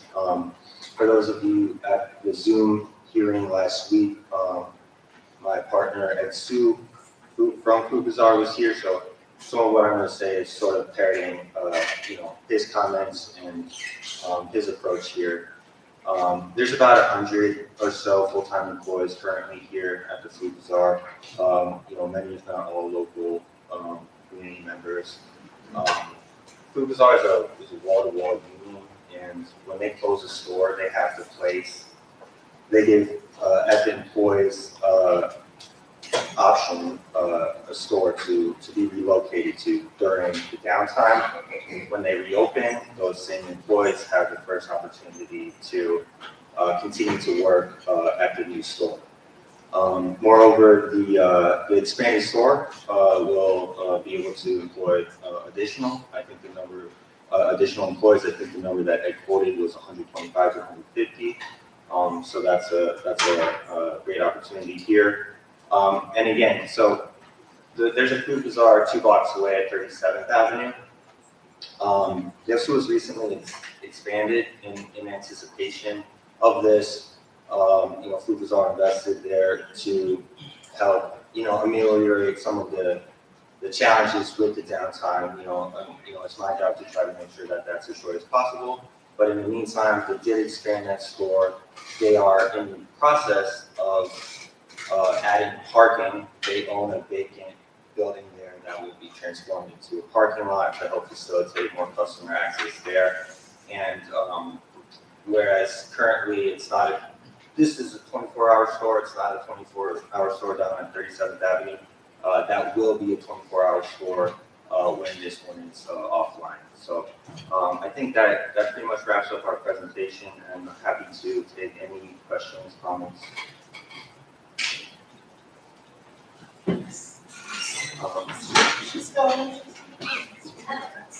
I'd really say that Food Bazaar is a great local partner. I've worked with them for years, but if you ever notice, there's a little bit of a parking lot. It's about 10 feet wide. It goes from Junction Boulevard, half the block down, which they use as community gardens, but I can't remember it. And I'm pointing it at obviously the building now. But if you guys will work on some other part in the area, being able to green it, that food development doing for years, and we really appreciate the support we expect to do that. That's awesome, and it's also news to me. I wasn't aware of that. I will, I'll have to, convey that to Ed, and, they're very active as well, with a number of groups in the area, and, they're in the food business, so they're in the garden business. So. Yeah, no, Ed and Food Garden have it for years and supported it, so we love it. We don't do it, it's going away, that's okay. But just as they continue greening the area around it like they've always done. Yeah, you mentioned affordable apartments. Do you have a breakdown of the size of brackets and the range, like 46? Is that something you can discuss? Yeah, so there's 50 apartments here that will be affordable. That's 30% of the total. The program. No, I meant it's the price range. I understand. Yeah. Sure.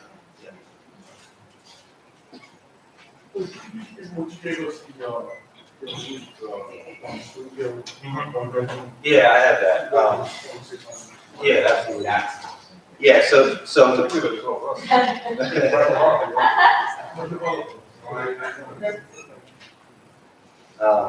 the program by which these are restricted for affordable housing is the 421A tax payment program. So that program for this building requires apartments that are affordable to be affordable to households of no greater than 130% NMI. Right, 130% NMI is quite high. Like that's higher than market rates. So what we typically do is they don't rent if they're at that number. It's, as somebody commented earlier, this is kind of one of the problems with the citywide, area median income program. So to kind of cut to the chase, the affordable units are discounted steeply from the maximum allowable. They're discounted relative to the market rate units by about 15 to 20%. And so currently, again, these won't be online for 2.5+ years. So this can change. Currently, we have studios at $1,750, 1 bedrooms at $2,000, and 2 bedrooms at $2,600 for the affordable. Thank you. What you guys do to energize the building? You want solar, you want gas supposed to be eliminated? So, yeah, we actually just altered the building design to be all electric. And it sounds like you might know about us, being, so that's actually a much more forward-looking way to think about sustainability. As our grid gets cleaner, this building will have a lower and lower carbon footprint. So that's one of the I think, adherence program elements here, is that all electric. So no gas, no on-site gas. No fuel. All right, good. I talked with one of those guys.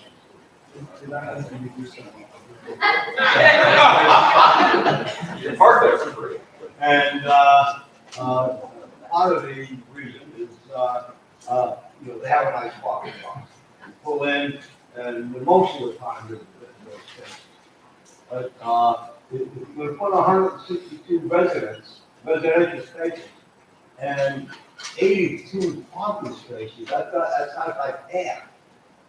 Half the, which is not gonna be enough. Maybe a third of the people are not gonna drive, but maybe a third of the people are gonna have 2 cars or more. I'm making those numbers up. So 164 apartments, you need at least 164 spaces. Why don't you increase it to at least 1-to-1 or maybe more than 1-to-1? Providing this amount of parking for a property like this is definitely a challenge. We've made a lot of progress in the last week on it alone. And, frankly, it's, would love to kind of try to provide that. What we were able to provide is 59, parking spaces exclusively for customers at the Food Bazaar. That's increased from the current 50 that are there. And, one for every 2 apartments for the residential. We might be able to get a little bit more with, additional staffers, but this is pretty much, what's able to be provided. If some residents, may not opt to want to live here because of that, that's just sort of, what I think you're trying to drive people that use cars like me out of the city to the suburbs. I really don't want to go. I like to live there. And, that's not going to work. Is there a maximum required, is there a limit on how much parking you can put into a building by law? A maximum? Yeah. There's actually, I think, at a certain point, you trigger a parking garage requirement in the zoning. It would be a special I'm not permit. about the minimum requirement, but. But the minimum, this is the minimum, it's 50% for. All right, so you're putting in the minimum, That's right. and you think that's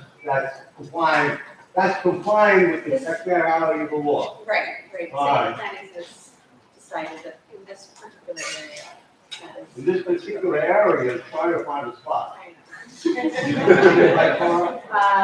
feel like here. Right there. Somewhere. On the street somewhere. Yeah. Yeah. Thank you. So, next, I just wanted to ask, because, I mean, no offense, but we know that the majority of people who live in this neighborhood do not own cars, and certainly don't own 2 per household. So I just wanted to ask if you have done a survey about the number of people who are driving to the grocery store that's there now, because I go there on Twitter on my bicycle, mostly on foot. And so I just wondering, is there a survey of what percentage of customers are actually driving to that grocery store right now? That's funny. Yeah, I don't know the answer to that. I would have to consult with Food Bazaar. One thing I do know is that they want as much parking as possible to accommodate their customers that do access the store by vehicle. So when, I talked to Ed about what might work here, he's hammering for additional parking. So they haven't done a survey? I'll have to ask. I don't know. It's a great question. Yes. Thanks for the presentation. This is one of the, I appreciate you building more housing for the neighborhood. I apologize that we're talking about parking spaces so much. The housing is great. But I have a question about parking. It is one of the bigger lots in the neighborhood, and some other large lots in the neighborhood that have been built recently have reserved a couple or a few spaces for car sharing programs like Zipcar, which are a benefit to everyone in the neighborhood, and I've used them multiple times. Is that in the plans for this? Is it something you would consider? It's not currently in the plan. That's something that probably wouldn't really transpire until we're probably up and have the parking management that handles the cellar level parking, which is allocated for the residential component. To the extent that that's not fully utilized by residents, there would be a great opportunity to bring something like the Zipcar there. And I think that could be very feasible there, but it's not something that we really touch until we have a operator for the space. Back on Mark's question real quick. Will there be any electric car charging ports in either the shopping model? We have, yes, is that a requirement? You have a question over here. Okay, go ahead. Because of the bread program, they just have to go from 498. IDA. Okay, this question was somewhat technical about IDA, that's industrial development. Yeah. So, okay, there's 2 bread programs in the city. What we're here for, but they both apply to similar food. What we're here today to discuss is a fresh zoning bonus, by providing the fresh food store, there's an additional 20,000 square feet of residential floor area, and that's overseen by city planning. The IDA also provides financial incentives for supermarkets and other food stores located in food deserts. These financial incentives include things like sales tax reduction and mortgage recording tax reduction. So yes, separately, the Food Bazaar will apply for those financial incentives as well. What does that mean? Which one? Food desert? Food desert, yeah, so, Desert? yeah, like the Mojave Desert. You have one or maybe two places to buy fresh food. We have deserts here, like we have transportation. Like Dunkin' Boulevard and all the Boulevard and No, but it's considered a neighborhood, it doesn't concern one block, it's considered a total area. of who we're talking about. I'm very glad that you listened to the committee on the shared parking, because that was never gonna work. Never. It's still not enough, because my colleague didn't indicate it. But I'm more concerned, I didn't even think about it, I'm on the committee, and I didn't think about it at the time. But there's 50 parking spaces, commercial parking, I should say, for food shopping right now. You make a big deal out of the fact that you're going to increase those by 9. However, you're increasing the floor space, the selling floor space, 2.5 times. So, that math doesn't work. I'll leave it at that. I don't expect a response. But the subject I didn't think about was the other store that they will use during this construction period. Since they're increasing the floor space in here by 2.5 times, it would seem to me that the other store's days are numbered. That's going to be I would assume, the main bizarre food store. I mean, that's too much of the future for you guys to think about, but, it just seems logical. Sure, yeah, I think I can address both of those. The second point, I can't speak to. Again, they own that one as well, and, their business is Sound Groceries, so, they own that real estate. They don't rent it from somebody that might have other plans, other than having a supermarket there, but, again, that's not something I can really comment on. Regarding the increased supermarket space relative to the parking, there's about 16,000 square feet currently of sales floor area, and the proposed has about 26,000. So, we're talking about, over 50% increase. You're absolutely right. It's not a 50% increase in parking as well. Thank you. I think one thing that was mentioned here, Patrick, that you mentioned at the meeting, was that the new store, the store that's gonna be there now, 2 blocks away, we saved the floor space of that. Yeah, that's right. Yeah, so at the 37th Avenue location, they recently expanded into what used to be a discount store, and to provide additional floor area to sell their goods. So that was recently completed about a year ago, maybe a little more. And further, there's an old HSBC bank building that's right next door to that. They're currently in process to demolish that underutilized vacant building, and that's going to be work. I just wanted to point out, the other store is expanding. My question is this, when we spoke online about this, we had 39 spaces in the basement for residential, it was 59 for store, right? Now you've raised the 39 to 82. How do you go about doing that? So, because of the concept, what you saw previously was the self-park facility itself. And we could only accommodate 39 spaces in that configuration, but because we've gone to an attended parking facility where you bring your car, the valet goes down, and they pack them in as tight as they can get them, we can get 82. Actually, the same engineer that did the analysis for the loading berth did a layout for that attended parking facility, and we could easily accommodate the 82. You should use the stackers. We don't need stackers, because Just it's the attendant. just the attendant, yeah, Okay, and that's just for the resident. it's just for the residents. Now, the other part that is a disconnect for us is that 94th, this is 34th Avenue, 94th on down is an open street, but it's a closed street. So how do your residents get in and out? Because they have a barrier there, which we hope to improve actually later on today, improve the barriers. But how does that work? We also have a median that's cut here that nobody can turn into. So have you talked to Councilman Shaker or anyone along here to come up with some sort of plan for that one block? Sure, let's look at. They have drawings to that. You know, I didn't see it. You got to, yeah. Right, but I didn't see where the barrier was not there. Yes, but that's what I was asking. The barrier not shown on the drawing. It's not really good.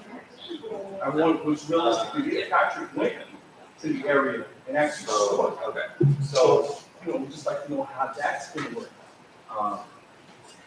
okay, actually, yeah, let's do cellar. Sorry.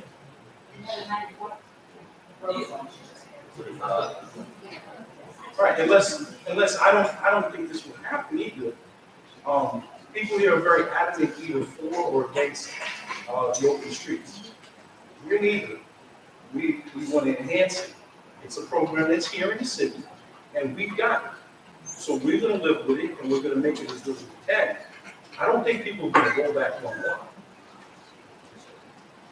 I don't know how that's gonna work. Okay, so I guess your first question, if I understand correctly, Chairman, was about residential access. That's gonna be on 34th Road, so that's a one-way street going towards Junction Boulevard. So that's open. So that's not as big of a problem as what we have on 34th Avenue.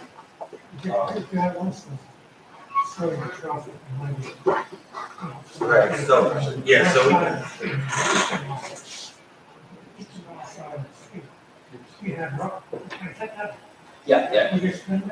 Yeah, sure. So this is from DOT. And as I mentioned during the presentation, this is sort of an ongoing process. There's currently, and I encourage anybody that has strong feelings about the implementation of, the Open Streets program on 34th Avenue. They're currently accepting written testimony for proposed rule changes for the enforcement of this. But my understanding of the current program calls for the westbound traffic on 34th Avenue, the north side of the street, to be available for local traffic. I see, people shaking their head. They're like, that's because there's a barrier there that says no cars, right? That's wrong. Sorry. Okay. And so I want to go down to the open street. 34th Avenue is what we call local access. There is a barricade, cars go down all day long, blue barricade can drive down. So it's part of the DOT program called local access, cars can cover on 34th Avenue westbound from Junction Boulevard to 94th Street. Okay, so that's what this reflects, and so That's what happens all day, every day. and that's what happens, and that's how customers will access the supermarket parking, just as fine. Yeah, there's existing parking out there, cars going in and out of there all day. Or they can come down 94th Street, turn left here, and then right here is our curb cut that allows you to come into the building. So it can happen either with a U-turn here or coming down here. We just don't want to get into a thing where you have a barrier, because sometimes when you're driving down Junction Boulevard, that traffic is horrendous. And you're sitting in traffic before you get to 94th Junction for 5 minutes. I think this will actually improve that. It'll improve it because there's no longer going to be traffic coming into the parking lot from Junction. It's gonna come in here, or it's gonna come in over here. You're not gonna get that snarled traffic like you're gonna make turns into the parking lot, which is right here. So DOT, about 2 weeks ago, already put in a preliminary measure where they put up, level posts to try to stop the left turn into the parking lot. Try to stop some of that snarling of traffic. And unfortunately, they also have the issue that there's a bus stop at the driveway for the parking. Right, which is crazy. Yeah. And then they're like, we hold the rules to move that bus stop, and then we found out that it was fine and that was fine. So I need a much better for you. My point is, there has to be some sort of coordinated effort to get this thing done so that people are safe. You know, it's not constant idling in, people's houses or apartments, whatever they're called.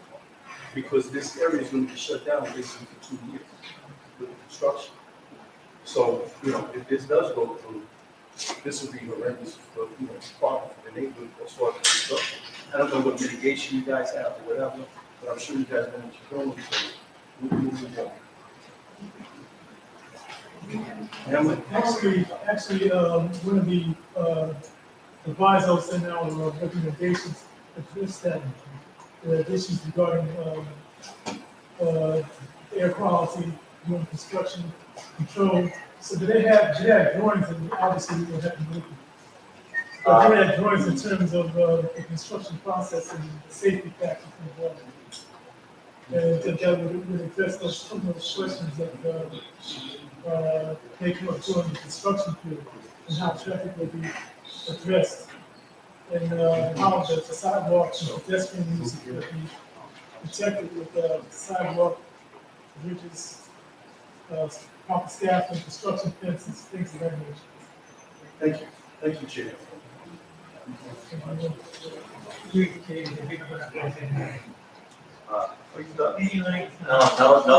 traffic sign closure.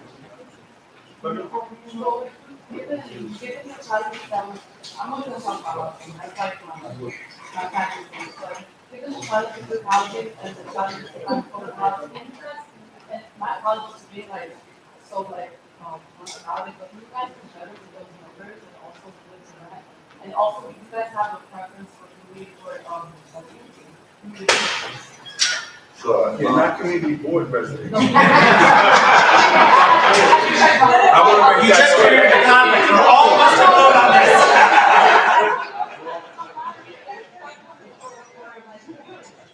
My apologies for saying that. Right, so the affordable housing units in this property are available through the Housing Connect lottery. That does give preference to residents in the community board, so. That's not the case, that's another project, and there's no preference now. Yeah, there's so many different programs that have different requirements and different processes. This one uses the city Housing Connect portal, where applicants can apply. They run a lottery, and that lottery has different weighting systems based on the applicant. So there's a small preference for visually impaired, other types of preferences, and one of them is low weather.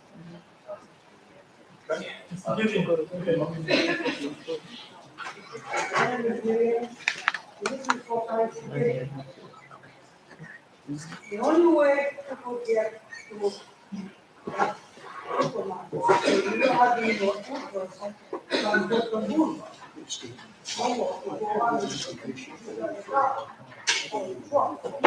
The only way to get to that supermarket is if you have to have two horses. The only way to get from that to Brooklyn Boulevard. I'm not gonna do that. Because now, you have to remember, Northern Boulevard to go to 94th Street, going down east. There's no left turn there. The only way to get to 94th Street is to go west to the east. that's a small street, 94th Street, to go to 34th Road. And not properly use that road. To make that turn to 34th Road. It's very narrow to make that left turn to 34th Road right now. Okay, so coming to 94th Street to go to the supermarket, to use the second floor to park your car, like you see here, you have to make a left turn, okay, to turn the house to get to that entrance, to the parking in the second floor. And you have a two-way exit and entrance. When you exit that driveway, you have to make a right turn now to take the driveway to go up. So that section block, 94th Street and Dr. Boulevard, are to be open to traffic. No more open street. You don't know how open street is. Because when you exit, okay, the building from the parking lot to the second floor, you have to make a right turn on 34th Avenue. That section will be open now. No more. So you have to move the barricade from Junction Boulevard and put it to 94th Street. You see the picture?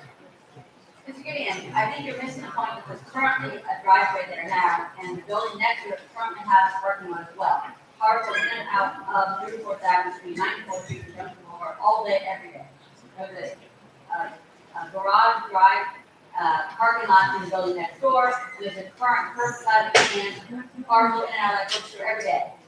I understand what you're saying, but you have to see also, there's a barricade there between Junction Boulevard and 94th. Yeah, it's Do been not there. enter. It's gonna stay there. Okay, so you're gonna stay there? So cars leaving the parking from the second floor, where are they going to go? So some cars can exit onto 94th Road, or 34th Road. Right, Exit and that's from where the trucks are going.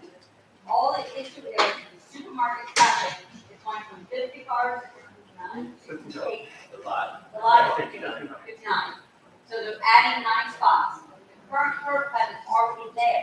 Cars go in and out of the parking lot right now to 34th Avenue. Yeah, but you see what I'm saying?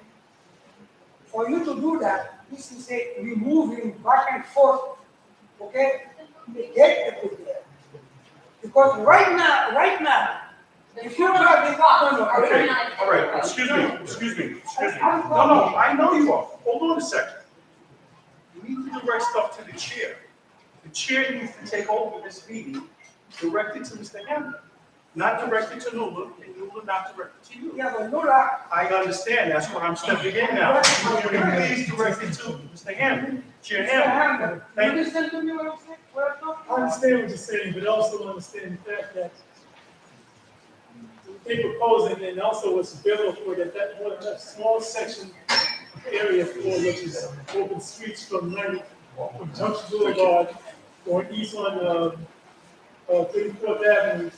You can make a right from Junction Boulevard into 34th Avenue, and you can make a at the corner at 94th Street, you can make a U-turn and go back down east on 34th Avenue into the curb cut that goes into the building.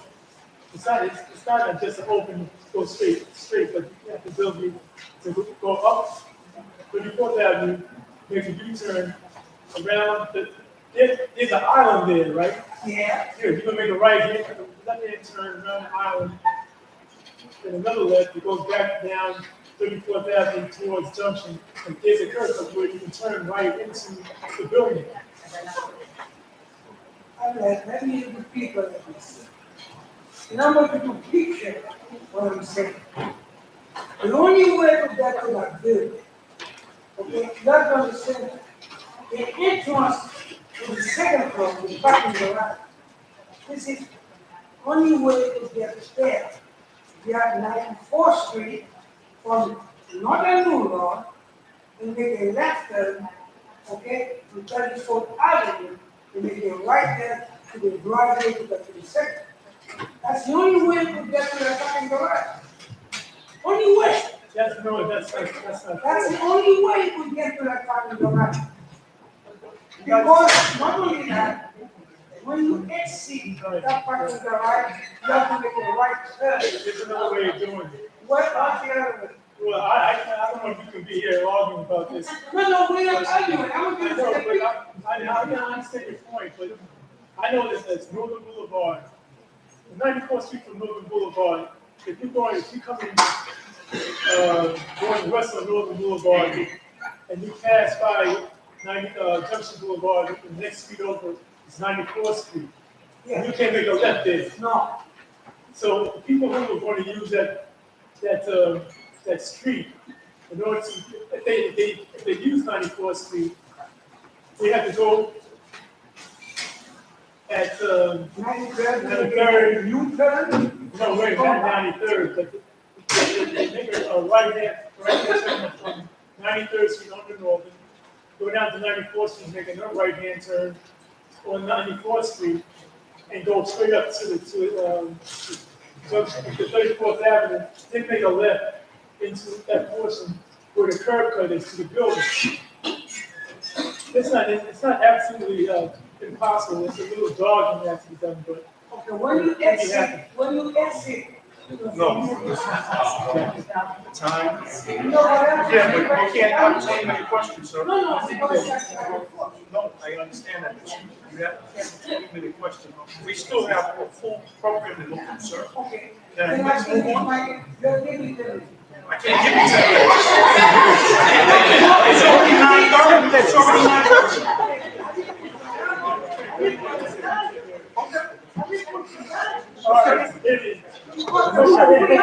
It's gonna be a problem. It's gonna be a problem. That's what this is saying. On 34th Road, from 94th Street, so make a left hand there, we walk to the Kennedy.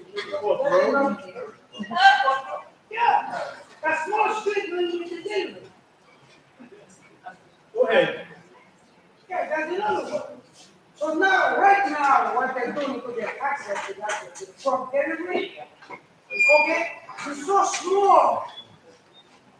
But they are saying they got the loading zone for them for the super.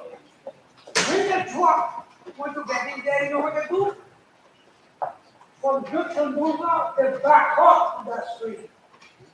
They back off to that street. They block the traffic there. They're backing up to that street to the delivery to go to that loading zone. That's the safety. They're doing that right now. And I hope they will continue on doing it. They're backing up. This is a very small street. You gotta take that into consideration. Basically, it's one of the. I'm sorry if I'm wrong. That's quite right, but then I'm just saying that as far as so we requested that issue with them in terms of they providing drawings showing the truck actually maneuvering as per the drawing to get from Junction Boulevard to 34th Avenue to back up into the building to show that. So No, not 34th Avenue, 34th Road, sorry. So there's some drawings for that to explain what we requested. But I appreciate what you're saying, Mr. Okay? All right. Thank you. All right. Does anybody else have any input? Because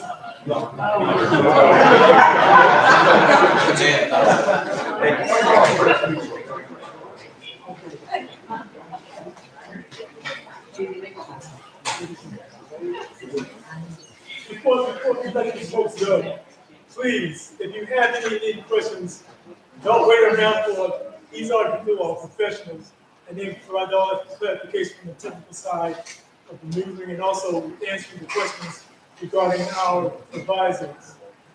Yes, ma'am. I just want to know if they have contact information they can. Yes. Yeah, they should be on here. But we also provided for the yard letters, treaty letters.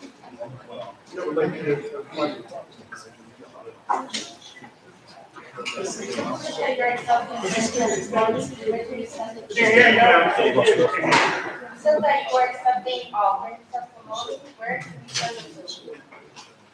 Sorry. Oh, Please, is people still speaking? okay, yeah. Please have The respect written for people who are testimony speaking. about the DOT, Okay? laws about the, And how to how to present it. I can forward actually, I did forward the information to the, district manager, that's the notice, the announcement about the, proposals and how to submit testimony. The deadline is April 26th, so that's nice. But that, I was shared with the district manager. on the website? We shared it. Okay. I'll resend it to the community board, contact, after. Thank you. All right. Thank you, Chair Hammond. Thank you. Mr. Rosenbaum, please, the chair.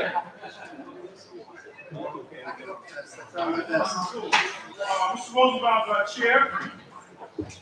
Okay. We have 6 applicants. We're going to try to get through this as fast and efficiently as possible. CNN Restaurant Corp. doing business as J&C Restaurant, 3761 79th Street in Jackson Heights. Application for a full liquor license.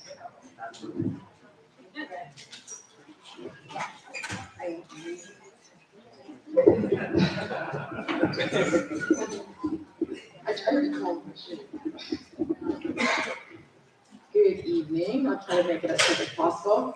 Thank you so much for having us this evening. My name is Sandra Lai, and I'm a licensed representative on Team CO Group.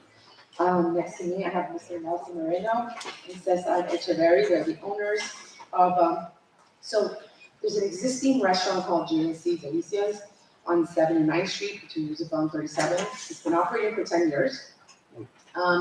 Maria is a family member of Mr. Cesar. Maria stepping away, potentially moving back to Colombia. So her cousin decided to take on the same establishment.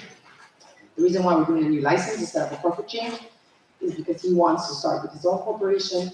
Everything will remain the same as far as the DBA. The menu got a little smaller, more specializing in Caribbean Colombian food and Latin fusion. Just a little background of the method of operations of this restaurant. 3761 79th Street. Again, it's on 79th Street between Roosevelt and 37th Avenue. Let's see. They will continue to operate the same hours of operation. I did submit a history of the restaurant for the past 10 years. There has not been adverse history at this location other than one noise complaint. And obviously, the location has been soundproof. Obviously, they're not looking to do anything as far as loud music in there. Just wanted to give you a little history of the restaurant. What else can I tell you? I'm excited that they're going to continue with this premise. I don't know if you have any questions for the applicants. Any questions?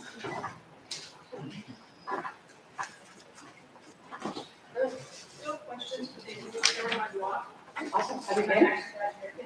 I'm glad you're all there. Thank you. Sometimes when I come home late at night, it's also nice to walk by there, and friends sleep in. I will, so. They've done some nice updates too. Yes, they do. Awesome. You've done great, so I'm glad you're there. Thank you. See you guys at this talk. Thank you. Thank you so much. Seeing nothing, pick it up in executive session. Thank you. Next applicant is Centro Comunal Hermanos Unidos de Queens, 3739 103rd Street in Corona. Is a corporate change of a club liquor license. Can you please come forward?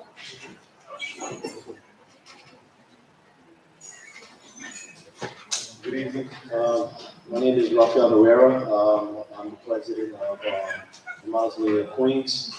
This is just to inform that we're just doing the ABC office, so just an exchange from Ms. Abreu to Rafael Rivera. We were approved by you guys. Thank you very much. And it's just transferring over one into another. That's basically it. Because a few people were confused, let me just give you a little history of what type of license this is.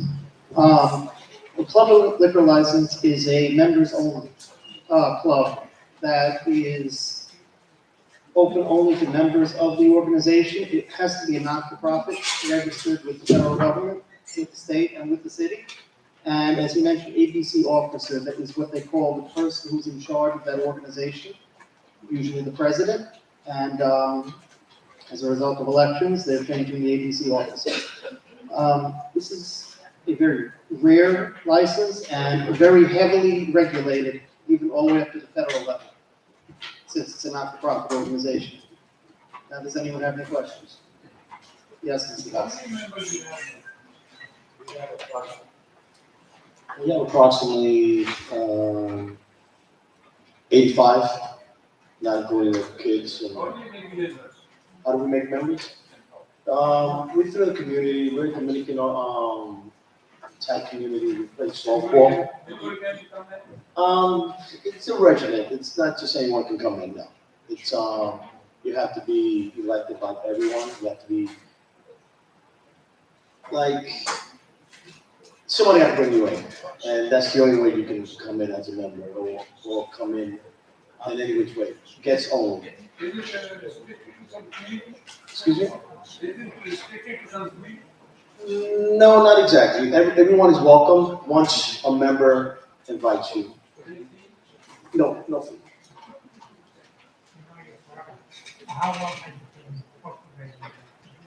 I've been right now incorporated as president for 2 years. Oh, our organization, I've been there for that, I think. Yes. I've been over 15 years.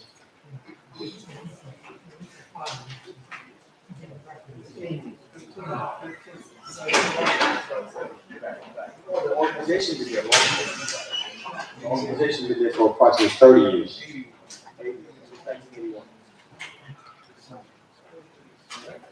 Any other questions? No, that's it.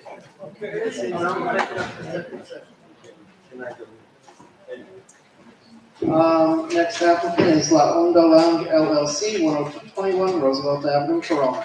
Application for a new liquor license.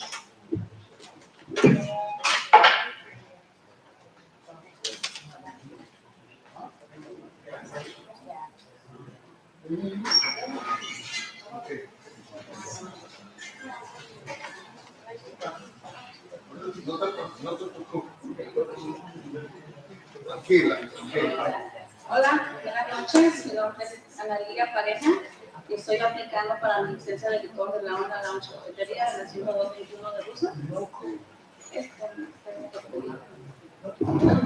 Eileen, good. Huh? I'm going to translate.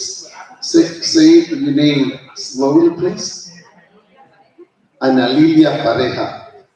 What is the address of your business? ¿Cuál es la dirección de tu negocio?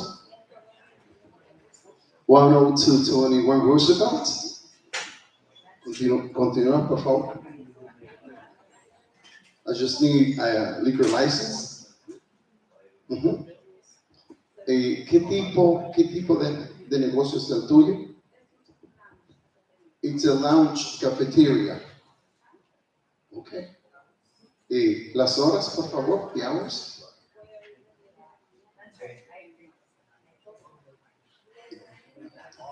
It's from 10 a.m. to 12 a.m. Okay. Todos los días, every day.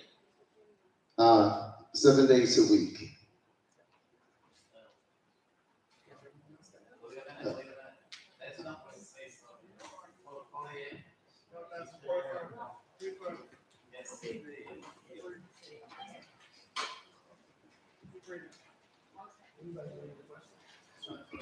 Okay.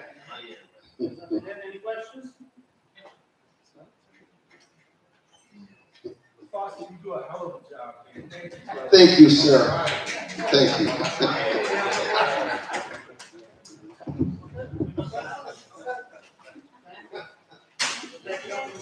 All right.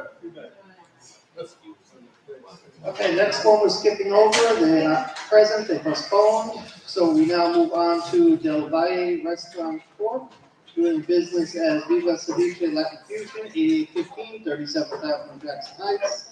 Application for wine, beer, and cider license.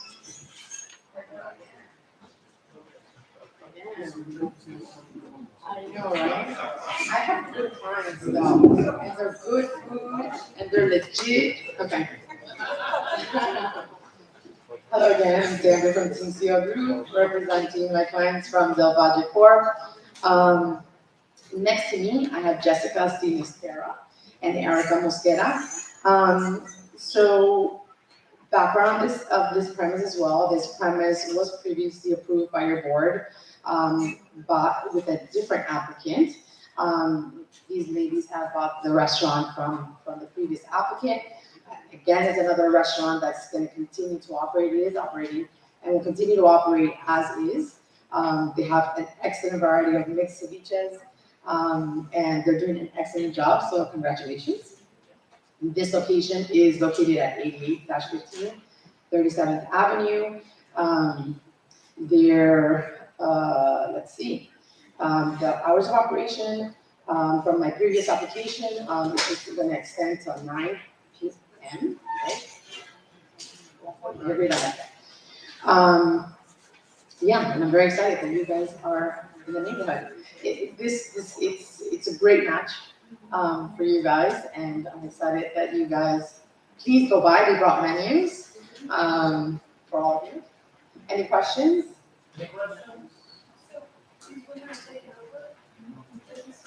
Correct. They have to. Thank you. One power. Any other questions? Yes. So it says 9 o'clock, you're now changing to 10? No, Oh, okay. 9. Yeah, it's 9. Okay, I thought it was 10. Thank you. Any other questions? No questions? Thank you. No questions? We'll move on. Next applicant is La Fortuna Bar Restaurant Incorporated, 9911 39th Avenue, Corona. Application for new wine, beer, and cider license. Hello.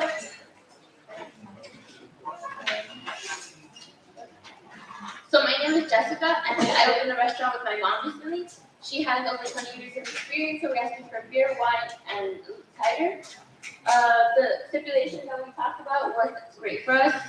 Kitchen open at all times.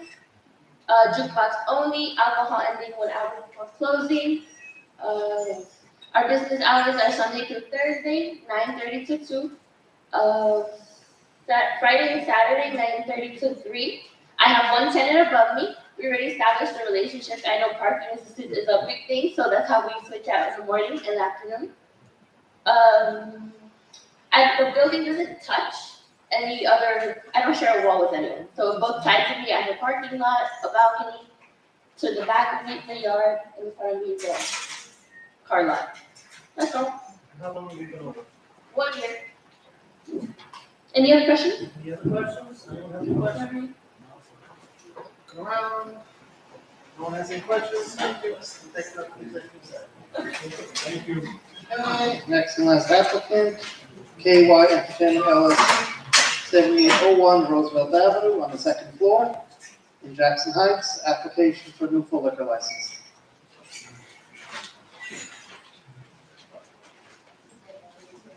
Good evening. My name is Jay Yu. I'm the representative, and John Pog is the managing member of the LLC. We are applying for the on-premises liquor license at 7801 Roosevelt Avenue, 2nd floor.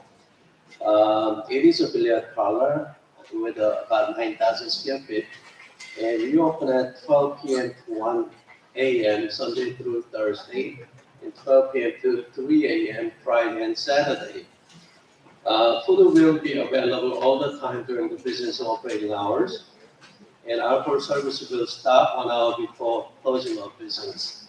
All the conditions are stipulated with the community code number 3. And premises has 17 tables with a 34 seating, 1 bar with 11 sittings. And we have a background music only. We don't have any outdoor space. The billiard parlor has been there since 2002, and we didn't have any major violations since 2002.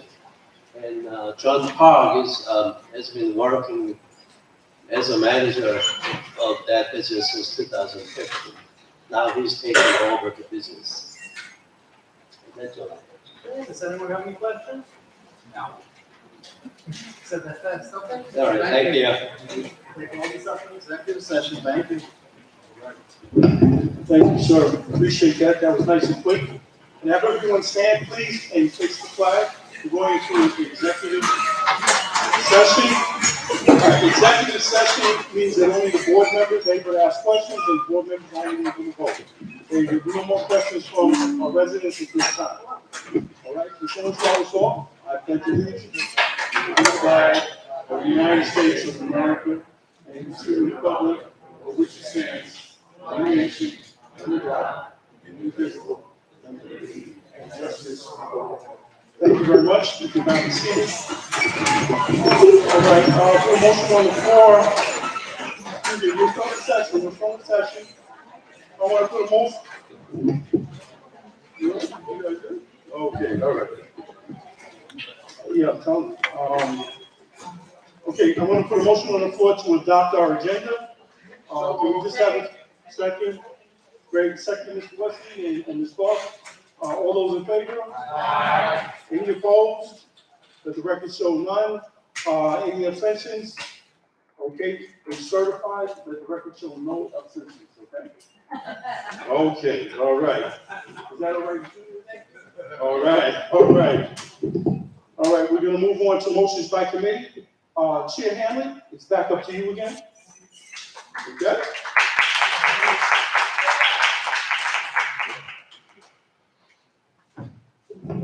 First of all, I want to thank you guys for being patient.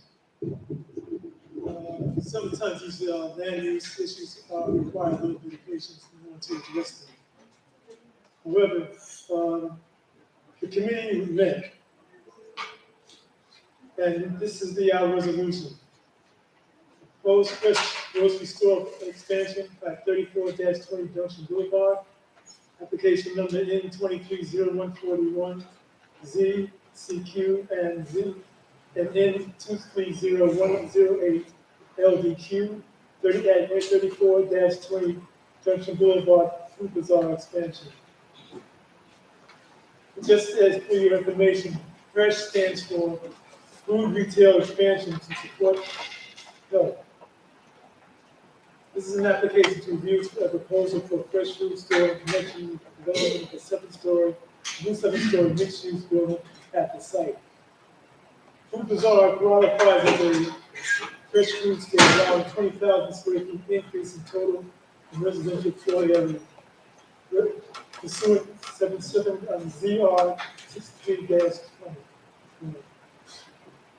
We requested this certification and development of a seven-story mixed-use building, 158,091 square feet floor area, contains a new and improved bazaar store, replacing the existing one-story food bazaar with 20,000 square feet of allocated residential floor area will be located on the 6th floor of the proposed development. Recommendation. The Land Use Committee, after review of this matter, recommends proposed development of fresh food grocery store at 34-20 Junction Boulevard, known as Food Bazaar, be approved and encouraged to fulfill a use and purpose with the following provisos.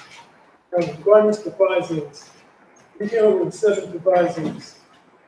And we submitted those provisos and concerns to the development team, and they answered all of them based on our requests. So there's quite a bit of reading here to do. So just bear with me.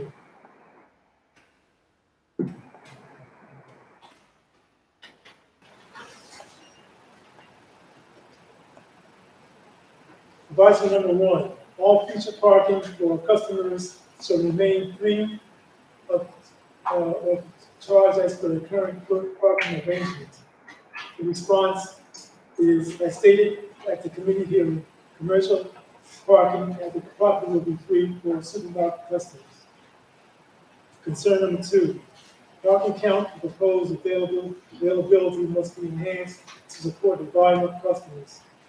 The proposed shared parking at second floor parking area of the 9 spaces must be enhanced to make clear and concise to confirm projected volume of usage due to increase in store customers' usage. Response. Last week, the committee expressed concern about overall number of parking spaces in the parking configuration on the second floor, with both commercial parking and shared parking were proposed. We have revisited the parking strategy and agreed that both concerns should be addressed. After preliminary review, we have decided to change from a sub-park system to a attended parking in the cellar and to dedicate 9 parking spaces on the second floor exclusively to the bazaar, thus eliminating the shared parking concept. The new cellar level garage plan is still being defined. However, our initial studies indicates that at least 82 parking spaces can be provided. This way, all the residential parking will be provided in the cellar, and the 59 parking spaces on the second floor will be exclusively dedicated to supermarket customers. This modification will increase the overall proposed parking capacity from 98 parking spaces to at least 141 parking spaces, and will increase the parking capacity for Food Bazaar from 50 spaces today to 59 spaces after the proposed development is built. This change also alleviates the confusion with the shared spaces on the second floor by dedicating 59 spaces exclusive to the Food Bazaar use, rather than having spaces shared between the residential and supermarket uses. Concern number 3, 34th Street, 34th Avenue vehicular building and entrance and exiting the second floor parking area must be verified and confirmed as a secure, viable, and resolved use of parking. Provide vehicular circulation drawings illustrating flow of traffic from the street and perimeter in and out of the building. This access point must be an asset, not a traffic obstruction. Response. DC enclosed vehicular circulation diagram and DOT presentation of area pattern, traffic pattern. They submitted that. I reviewed online. DC enclosed vehicle.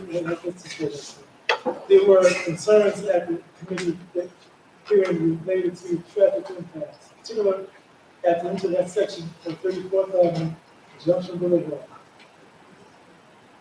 Customers with vehicles will access the supermarket garage from 2 primary directions. One, heading south down 94th Street and making a left on 34th Avenue, or heading either north or south from Junction Boulevard and turning west on 34th Avenue, and then making a U-turn at 94th Street. Concern number 4, the parking tenant was closed for resident use to increase parking, indicate stacking of cars is available or will be implemented to increase parking. Response. Attendant parking will be implemented to increase the total number of parking spaces in the cellar to 82, devoted exclusively to residential uses, as discussed in number 2 above.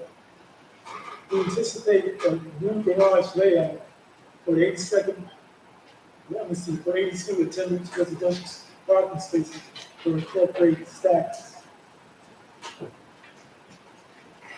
Concern number 5. Confirm that 34th Road where the interior loading area is proposed and cellar parking, entrances, that based on the traffic engineer's insurance with drones, that there shall be no issues with congestion or backup caused by entrance delivery, trucking or at entrance and exiting of vehicular flow to cellar floor area, parking areas.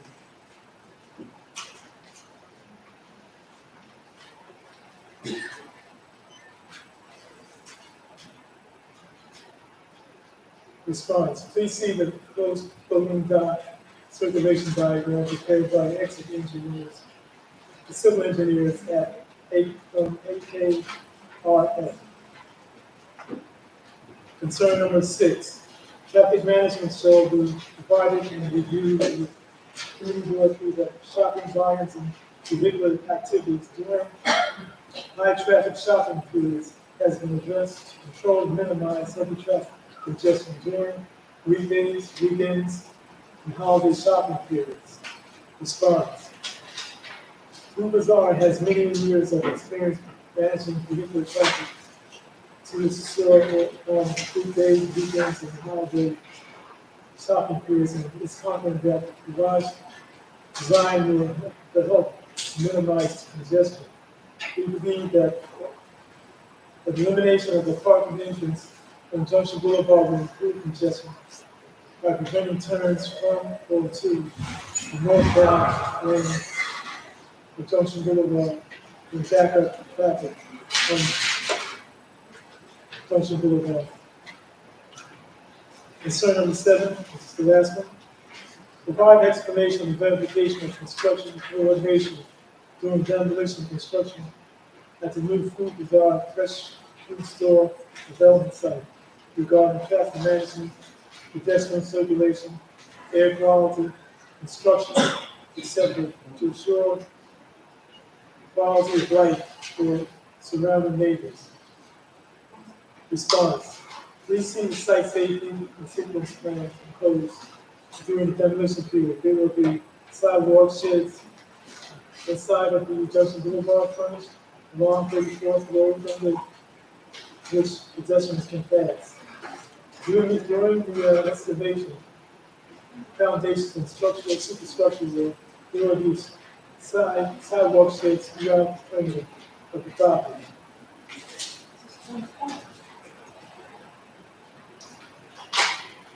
May I get a second to this motion, please? Thank you. At this point, is there any concerns or comments? Okay. Just to reiterate, passionate, but I might have missed something, and I just want to make sure that I'm understanding. Can they do better with the houses? Because I feel like, according to Brad on the part of this, creating affordable housing for low-income families and communities on it. And I don't really see, from 2,600 for 2 bedrooms and that low amount of. I'm sorry, I can't answer those. Okay, I'm my apologies. That's true, but like I said, we're voting on the fresh food issues at this time. Okay, well, I just wanted to. I understand, thank you. Okay, but if anything, brand new, if anything can kind of just show me the proper etiquette, to kind of go about asking questions so the community gets those needs met, I'll really appreciate it. All right, thank you. Okay, if there's no other ones. I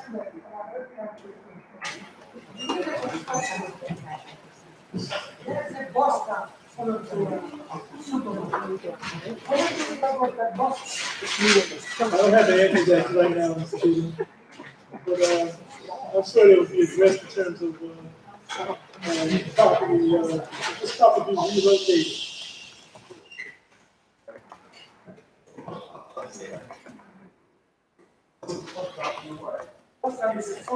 Excuse me, please address the chair. Please.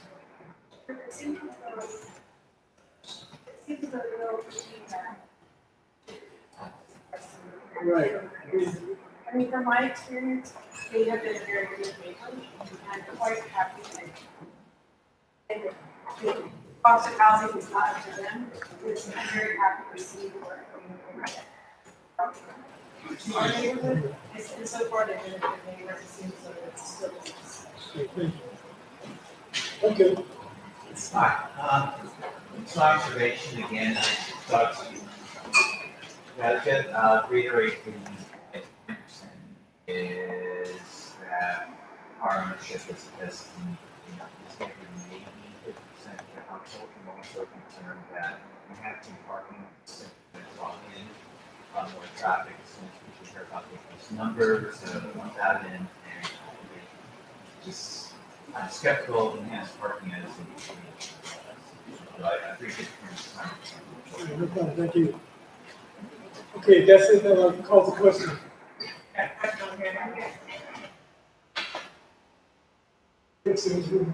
I just wanted to also point out, not only is Food Bazaar been a great neighbor, as someone who goes there almost every day. I walk there, my neighbors walk there, the local supermarket, people locally. Sure, if you get to buy something heavy, maybe you drive a car, but most people walk there, and most people in the neighborhood don't have cars. So I'm not at all worried about the parking, I'm not at all worried about those things. I'm really glad we're bringing more housing to our neighborhood, it's so desperately needed.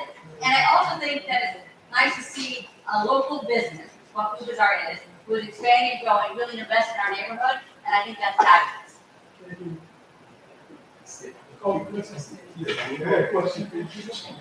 All right. This application for 34-20 Junction Boulevard, Food Store. This application is for approval, provided the provisos that should have it as provided. So a yes vote is a yes for approval. Freckles. Yes. Ann Brown. Yes. Mark Burnster. Yes. Rasheed Das. Yes. Sonia Nick Roberts. Yes. Michael De Valera. Yes. Vicky and Doc. Yes. Margaret Gazier. Yes. Renetta English. Yes. Mr. Gideon. Yes. Mr. Hollander. Kevin Hughes DuBois. Yes. Edward Kiernan. Yes. Stephen Kohati. Yes. Marvin Liberton. Yes. Lisa Masulam. Yes. Orletta Morales. Yes. Laverne Nimmons. Yes. Lula Darty. Yes. Point of order. Yeah, I believe there's a conflict, with anything on 34th Avenue, because you sit on a board or the steering committee. This is a supermarket making development. I understand what it is, but this is the rules we have to go by. I was just at training. If you think you have one, you can bring it later, but I think I can vote. Okay, how about the not count? Wait, you counted my vote, right? No, not it is. You cannot count, I cannot count your vote because it voids everything else. I am an elected member of this board. Yes, you I are. see no conflict. If you could bring a conflict and show it to me, I will do it. There's no conflict here. I I'd can't like to show it vote to you, yes. I can't show it to you now, but I will give it to you in writing. Okay. Point of order. You deserve that. Not a problem. Could we please continue with the vote? Well, no, We wait, have a vote. I think the issue is there's a number of members No, on that you- same board, but- and that what But the who's street ever, has nothing to do with okay, development. Lula, who's ever on that board cannot vote on these issues. There's nothing about the street that has to do with the development. Okay. They're two separate things. Well, There's also no financial interest. well, I understand that, but that's not the point of the whole president right now. Well, if the He's borough also president tells me I saying can't vote, I understand that, but I don't see a conflict. And I don't know what procedure ours to decide which side Put to it be this on. way, put it this way, Lula. There is a conflict related to the rules that are there now. I will give it to you in writing. Now, later on, we can discuss this, but right now, your vote will not count. I'd like to know what the procedure is. I understand and- that, but I'm saying, I'm not gonna go through procedure now. I will take care of it. Okay, I'd Okay? like to make a And record, if I am wrong, then your vote will count. right, I'd just like to make a Okay. record You like, that I've never heard the chair ever say that someone else has to, their vote doesn't count. And I've never heard of a procedure, let me finish my record here. I've never heard of a procedure says that the board comes and says the person's vote doesn't count. Okay. All right, the board's the I'm gonna right. say this to you, that's fine, but they gave us rules, I was just a trainer, they gave us rules about conflicts. I have a board member here who cannot vote on any sort of school in Staten Island, he cannot vote on it. This is their rules as it stands now, I will give them to you in writing. I Again, do. listen to me, if I am wrong, your vote will count, and I will concede that. I appreciate that, but I But think. right maybe- now, Lula, I'm not gonna go back and No, no, forth. I just want to appreciate it. In the Okay. future, we have discussion about when the chair can say someone's vote doesn't. Okay, that's fine. Please Yeah. continue to vote. Please continue to vote. We have, we can do this after that. At least we should know why it's coming. We as a member. Yes, read it. Community board members cannot vote on any matter that could result in a personal and direct economic gain for themselves or any associated person, business, or not-for-profit organization. Hold on, it doesn't matter. Not-for-profits, if you sit on the steering committee or the board or any kind of not-for-profit or whatever, you cannot vote on something that directly relates that not-for-profit. Similar to, I work in DOE, I can work on anything related to a school. Even if that is a charter school, that's not even part of the DOE, I can't vote on it because it is considered a conflict of interest. All right, I had this conversation with the actual conflict of interest board. This is what they got you to say. This is Sorry, what they got this you is to say. alarming. In this specific case. This is alarming. I love every moment of this. I have something to say. We're in the middle of a vote, you have to continue to vote. Please finish the vote. We We can finish the vote, and then you can speak. David, we're gonna finish the vote. All right, the vote on the floor. All right. Teresa Parson Jones, Yes. Dr. Kamanis Kianamor, Yes. Bosco Rodriguez, Yes. Ira Rodriguez, Yes. Mr. Romero, Tammy Rose, Ed Rosenbaum, David Rosero, Yes. Dawn Sip, Yes. Frank Taylor, Yes. Arthur Tyler, Janelle Thomas Henry, Stay. Hammond Wallace, Ed Wesley, No.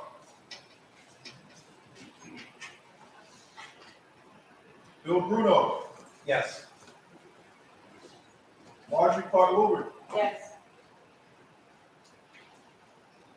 Okay. Kara Heffernan. Shia Carter. Yes. And Giselle Satana. Stay. So we're gonna have a training, okay, for all new members and everything. I just want to change. Okay, I was good. we'll have another one, okay? Okay. Not a problem. Okay, for the record. With 31 yeas, 2 noes, and 3 abstentions, the motion will approve carries. Now it's up for discussion. Okay.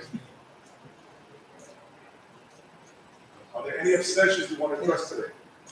Janelle Thomas Henry? I'm abstaining because I'm on the board of IDA, for which this project will probably come in front of. Absolutely. I object to my. Thank you, okay. Giselle Satana, Hey, you go want to look. address? I still love you now. Oh, Jesus. She doesn't love you back. And she didn't say love you back, did she? Nope. I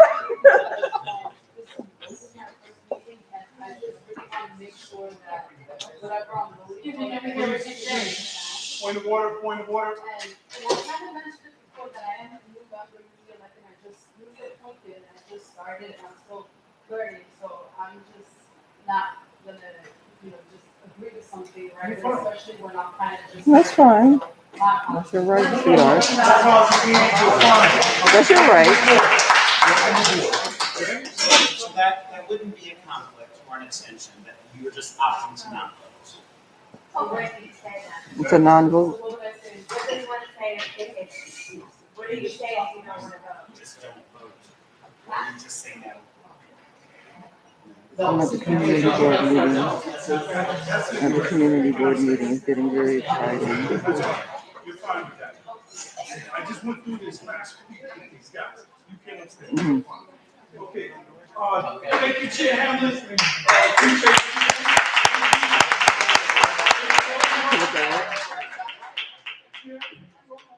Go as fast as possible.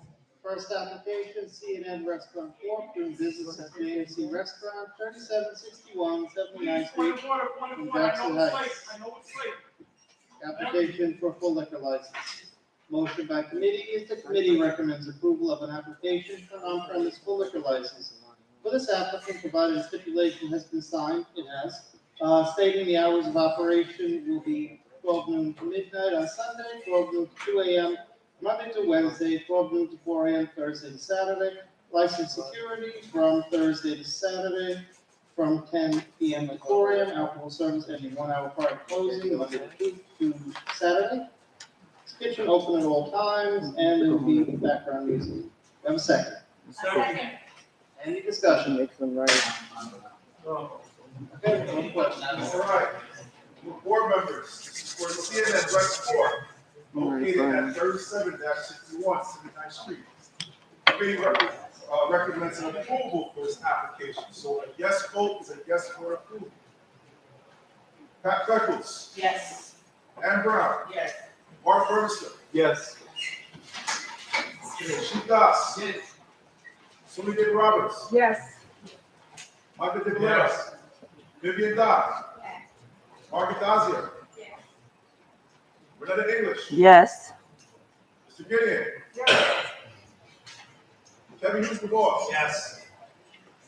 Ed Kiernan. Yes. Stephen Klein. Yes. Martha Levertine. No.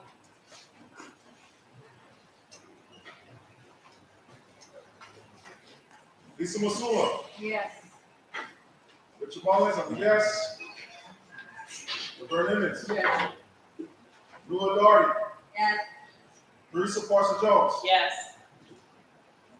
Audrey Cameras Cananor. No. Boston Rodriguez. Yes. Ira Rodriguez. Yes. Mr. Romero.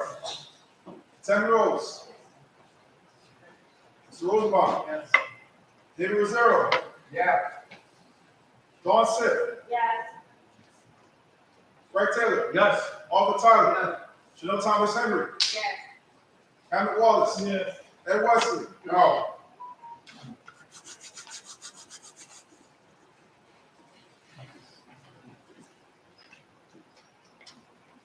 What does it take them so long to count the damn votes? Bill Bruno. Yes. Marjorie Clark Wilbridge. Yes. Cheyenne Carkey. And Giselle Santana. Yes. Okay, let the record reflect. With 33 yes. Hello, I'm here. Is anyone here, I missed your name, Carletta, what's your vote? Is it yes? Yes. Okay. With 34 yeas, 3 noes, and 0 abstentions, the motion for approval carries. Okay, next applicant is Centro Comunal Hermanos Unidos de Queens, New York, Incorporated, 3739 103rd Street, Corona. Is a corporate change, the change of the ABC officer. Motion is committee recommends approval of a corporate change application for an on-premise club liquor license for this applicant. Do we have a second? Second. Any discussion, board members? Okay, seeing none, we call the question. Okay. So again, this is for Centro Comunal Hermanos Unidos de Queens at 37-39 103rd Street. The committee recommends approval for this application. Pat Beckles. Yes. Ann Brown. Yes. Mark Burmester. Yes. She Das. Yes. Sonia David Roberts. Yes. Michael De Valeras. Vivian Dodd. Vivian Dodd? Yes. Okay. Mark Adazio? Renetta English? Yes. Mr. Gideon? Yes. Kevin Hughes LeBoy? No. Mark Vernon? Yes. Stephen Kahane? Yes. Mark Leverton? No. Lisa Masula? Yes. Orletta Morales? Yes. Richard Mullins on the yes. Laverne Nimitz? Yes. Eula Darty? Yes. Teresa Parson Jones? Yes. Coach Karis Cananor? No. Foster Rodriguez? Yes. Ira Rodriguez? Yes. Yes. Victor Romero? Yes. Okay. Tammy Rose? Ed Rosenbaum? Yes. Mr. Rosero? Yes. Dawn Sip? Yes. Eric Miller? Yes. Arthur Tyler? Chanel Thomas Henry? Yes. Yes. Ed Wallace? Say it. Yes. Ed Wesley? No. Bill Bruno? Yes. Marjorie Clark Woolridge? Yes. Okay, Cheyenne Parky? Giselle Santana? Yes. Okay, let the record reflect. Is there anyone here that's present, board members I didn't call? Okay. With 33 yeses, 4 noes, and 0 abstentions, the motion for approval carries. Okay, number 3 on your report, La Onda Lounge LLC, 10221 Roosevelt Avenue, Corona. Application for a full liquor license. Motion by committee. Committee recommends approval of an application for an on-premise full liquor license for this applicant, provided the stipulation has been signed. It has, stating the hours of operation will be 10 a.m. to 12 midnight daily. Alcohol service will not begin until 12 noon daily. License security on Thursday to Sunday from 8 p.m. to midnight, and will be food service at all times. Have a second. Any discussion? Okay. Yes, Is this a bar or a diner? it is listed as a lounge cafeteria. That's the method of operation. Anyone else? Okay, we can go to question. All right, this is for La Onda Lounge, located at 102-21 Roosevelt Avenue. The committee recommends approval for this application. Pat Beckles, Yes. Ann Brown, Yes. Mark Ernster, Yes. Chief Das, Yes. Sonia De Roberts, No. Michael De Valera, Yes. Vivian Dodd, okay, Mark Adazio, Renetta English, Yes. Mr. Gideon, Yes. Kevin Hughes LeBoy, Yes. Ed Kiernan, Yes. Stephen Kahane, Yes. okay. Martha Leverton, No. Lisa Masula? Yes. Yes. Right, Orletta Morales, Yes. Richard Mullins, I'm a no. Laverne Nimitz, Yes. Nulo Darby, Yes. Teresa Parson Jones, Yes. Coach Camus Cananor, No. Foster Rodriguez, Yes. Ira Rodriguez, Yes. hey, Mr. Romero, yes. Tammy Rose, Yes. Ed Rosenbaum, Ed Rosero, Yeah. Vaughn Sith, Yes. Frank Taylor, No. Arthur Tyler, No. Chanel Thomas Henry, Yes. Yes. Anna Wallace, Yes. Ed Wesley, Yes.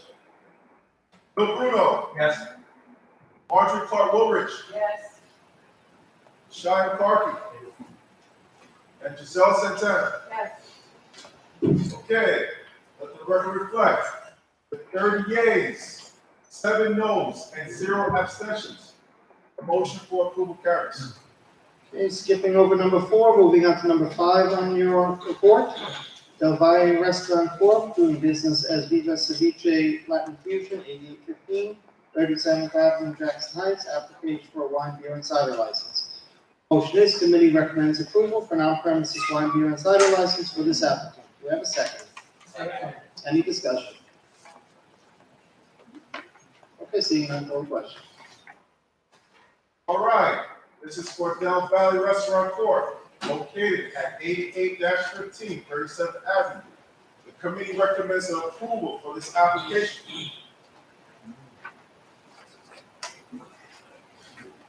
Pat Beckles, Yes. Ann Brown, Yes. Mark Burmester, Yes. Chief Das, Sonia De Roberts, Yes. Michael De Valera. Yes. Vivian Dodd, Margaret Dozier, Renetta English, Yes. Mr. Gideon, Yes. Kevin Hughes LeBoy, Yes. Ed Kernan, Yes. Stephen Kahane, Yes. Martha Levertine, Lisa Masula, Yes. Richard Mullins, I'm a yes. Laverne Nimitz, Yes. Nula Doherty, Yes. Teresa Parson Jones, Yes. Poacher Camus Cananor, No. Foster Rodriguez, Yes. Ira Rodriguez, Yes. Mr. Romero, Tammy Rose, Yes. Ed Rosenbaum, Yes. David Rosero, Don Sipp, Yes. Yes. Right Taylor's a yes, okay. Arthur Tyler, Yes. Janelle Thomas Henry, Yes. Henry Wallace, Henry Wallace, Yes. Ed Wesley, Yes. Bill Bruno, Yes. Marjorie Clark Woolridge, Yes. Shine McCarthy, and Giselle Santana. Yes. Okay, let the record reflect, with 30 yeas, 2 noes, and 0 abstentions, the motion for approval carries. Okay, number 6 on your report, La Fortuna Bar and Restaurant Corp., 9911, 39th Avenue, Corona. Application for a wine, beer, and cider license. Motion is committee recommends approval of an application for an on-premises wine, beer, cider license for this applicant, provided that the stipulation has been signed. It has, stating the hours of operation will be 9:30 a.m. to 2 a.m., Sunday to Thursday, 9:30 to 3 a.m., Friday and Saturday. Alcohol service within 1 hour prior to closing. There will be food, did this wrong anyway, kitchen will be open at all times, and there will be jukebox. Do I have a second? Any discussion?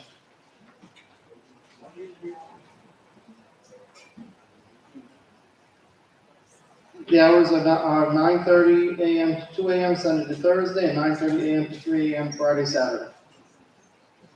Anyone else? Any other discussion? You can call the question. Okay, this is for La Fortuna Bar and Restaurant, located at 99-11, 39th Avenue, Corona. The committee recommends approval for this application. Pat Freckles, No. Ann Brown, Yes.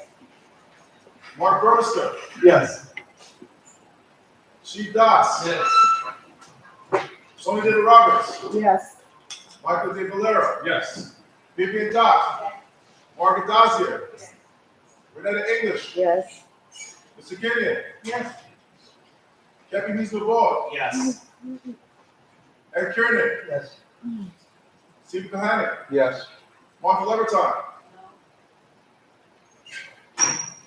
Yes. Lisa Masula, Yes. yes. Richard Mullins, I'm a yes. Laverne Nimitz, Newell Doherty, Yes. Teresa Parson Jones, Yes. Poacher Camus Cananor, No. okay. Foster Rodriguez, Yes. Ira Rodriguez, Yes. Mr. Romero, Teddy Rose, Yes. Ed Rosenbaum, Yes. David Rosero.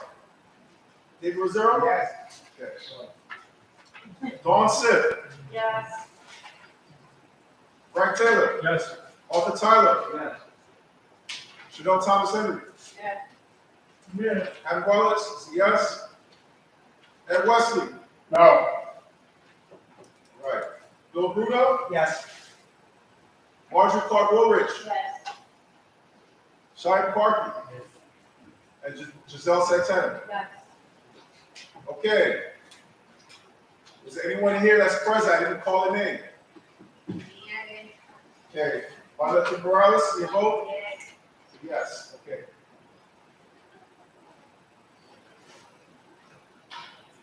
Okay, let the record reflect. With 33 yeas, 4 noes, and 0 abstentions, the motion for approval carries. And last one, number 7 on your report, KY Entertainment LLC, 7801 Roosevelt Avenue, second floor, in Jackson Heights, application for a full liquor license. Motion by committee recommends approval of an application for an on-premises full liquor license for this applicant, provided that the stipulation has been signed. It has, stating the hours of operation will be 12 noon to 1 a.m. Sunday to Thursday, 12 noon to 3 a.m. Friday and Saturday. Alcohol service will have 1 hour prior to closing, and there will be food service at all times. Have a second. Any discussion? Okay. I see that there's a great deal of opposition, relatively speaking. I'm just curious as to why. I see it meets the floor. I'm just curious, if you can explain that. 37 point.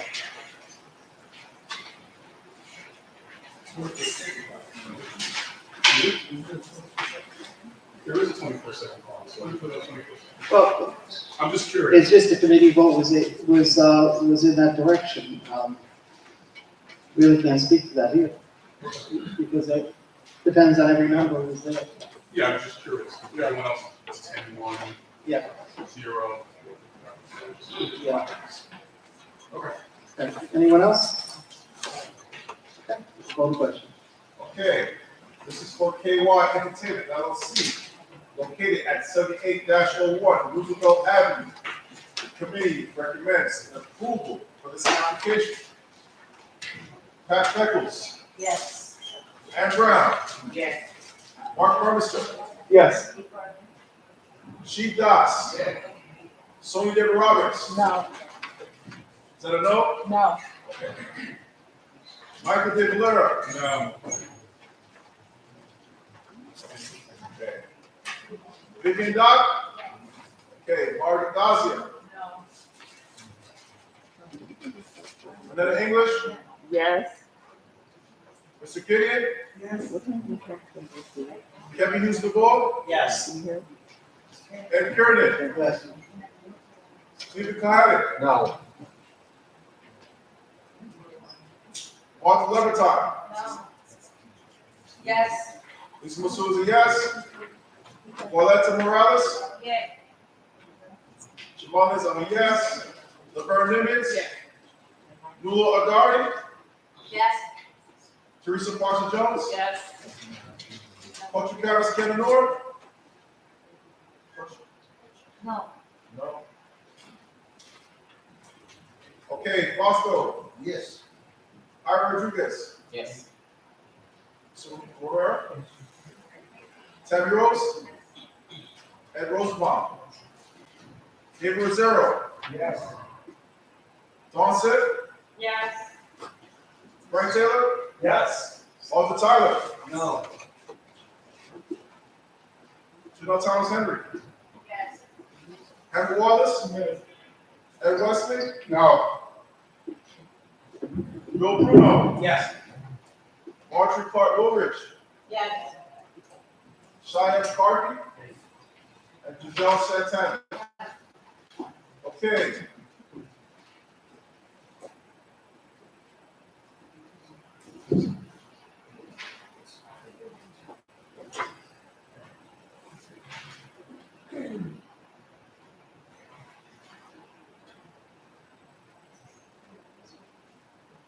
Okay. With 29 yeas, 8 noes, and 0 abstentions, the motion for approval carries. Okay. Thank you, everyone. Board members, I'm gonna need you to hold on for a minute. I know everybody wants to get out of here. We're gonna go a little bit out of order. We need to adopt the minutes for, March 16th meeting. All those in favor? Aye. Any against? Any abstentions? No. Certified? Okay, and like I said, I really appreciate you guys hanging out this late. We usually don't do this. All right, transportation, I'm also the chair of the transportation committee. All right, I need you guys to pull out your phones or however you have the minutes written down from the transportation meeting. I apologize, I couldn't pull them up on the screen. I'm reading them here. This is about 34th Avenue, okay? This is a simple yes or no, all right? This is a way of people, there was a meeting yesterday, 51 people were on that meeting. I listened to that meeting for about 3.5 hours yesterday, writing down everything that I could put down. They need a chance to chime in now on 34th Avenue. 34th Avenue, I want to make this clear. It's not a debate. It's not going away. There's nothing happening with that except that we have a chance to say something or suggest some things to make it better. I hope everybody's clear with that because it's late. Yeah, I'm just a little tired, so I apologize. Okay, board, it was April 19th, which was yesterday at 7 o'clock. We started meeting at 7:07.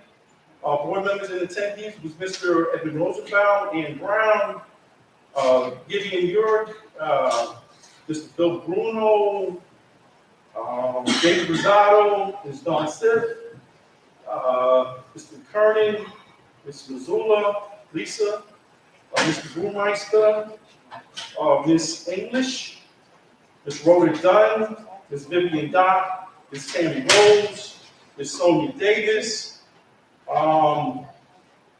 Ms. Teresa Jones Forson, Jones, excuse me, Ms. Leviton, Martha, Mr. Chowdhury was there. Okay, she was also there, thank you. All right, I was there, and of course, our district manager was there. The meeting lasted for approximately, okay, Ms. Clark was there. Thank you, Ms. Clark. Is there anybody else I missed everything yesterday? I was there. Okay, so we can put that in on the survey. Okay? All right. As I said yesterday, the meeting started about 7:07. There were 51 attendees at the beginning. The committee did its best to listen to everyone. Okay, I want to make that clear. 3.5 hours was not wasted. The community was asking. We had board members also out there. It was very well attended. I'm very happy about that. I would love when we have more attendance. The first thing was streetlights. Adjustments, please read with me. More visible policing at all times. Local street art, planters, granite blocks. My recommendation I put in here was, recommendation from the chair, was removal of some of those granite blocks. Got a complaint of a couple of people, of kids jumping off those. I went over there last night after the meeting, and I was looking at the height and everything else, and could a kid really get hurt? And so my suggestion was that some of those should come down. Not all of them, because they are needed. Okay? No activity should start before 10 o'clock. That's 7 days a week. We have protected bike lanes using DOT methods. We want to ban electric bikes and mopeds and have signage for that, so that there is some type of enforcement for that now. In the summertime, I heard we like to extend the hours to 9 and 10 o'clock. In the wintertime, they like to reduce the hours to 6 and 7 o'clock. Improvement of barriers was a big deal. Okay, that there's got to be, I think, Bill, you said something about There are different pedals. Yeah, I'm just saying, though. All right. About pedals, there's different ways of doing it. DOT has different ways of doing the barriers because we deserve better. If someone hacks you after they get out of his car, do everything they got to do and come back. There's better ways of doing it, so we want that. If this is gonna stay, it's gotta work for everybody. Handicap accessible, the whole deal. Bike racks. It was a very good suggestion by, Preston. Yeah. Thank you. All right. Who is a resident that was appointed to the board by me. She cannot vote for transportation or anything, but she is on this board. She can. Committee. I'm sorry. All right, so, there's a plaza that the bike racks can go into where it doesn't take up street or sidewalk room for the bike racks. I thought that was a very good idea. We voted for no vending on 34th Avenue. Okay, we want surveys, but we got into a little thing with the surveys because we're not going back and forth with surveys now. The program's already here, but there should be surveys for residents on improving the avenue. Residents should always be fluent about different ideas that come up to improve it. So we said that. I put in traffic studies and air studies still need to be conducted on a regular basis to find out if we're really doing the right thing for our kids and everybody else that's on that avenue. Has the pollution up, is it lower, what's going on? We're all taxpayers here and we deserve the best we can get. All right, so let's see. Should make things done for our residents. And part of the reason why I put that in there is because we all love our kids. Our kids are the future, and this is what we're really fighting for. Okay? So I believe that we should always have the studies done. And if they come back with they're fine, if they come back with they're wrong, let's fix the problem. Let me see, the meeting ended at approximately 10:30. I thank everyone that was on the board and everyone that attended. For our quality of life. Now, on these 13 issues, it's a simple raise of hands, don't raise a hand, or we can do yes or no. Okay? This is the letter that we voted DOT. And again, I'm going to say this. 34th Avenue is here. This is not to stop 34th Avenue. We did not have to say on it. This is very simply to improve. Yes or no vote, please. I need to say something to add to the list you have. I'm not adding anything to the list. Can I say something? You can say something, David, if you need to. Okay. But you said that no to the consumer affairs, not to issue permits to vendors to get the place into the Port Avenue. So we voted on no street vendors on 34th Avenue. I didn't say anything about consumer affairs, okay? Yeah, but if they issue a license, they get a license permit, they want to come still on whatever they. Thank you.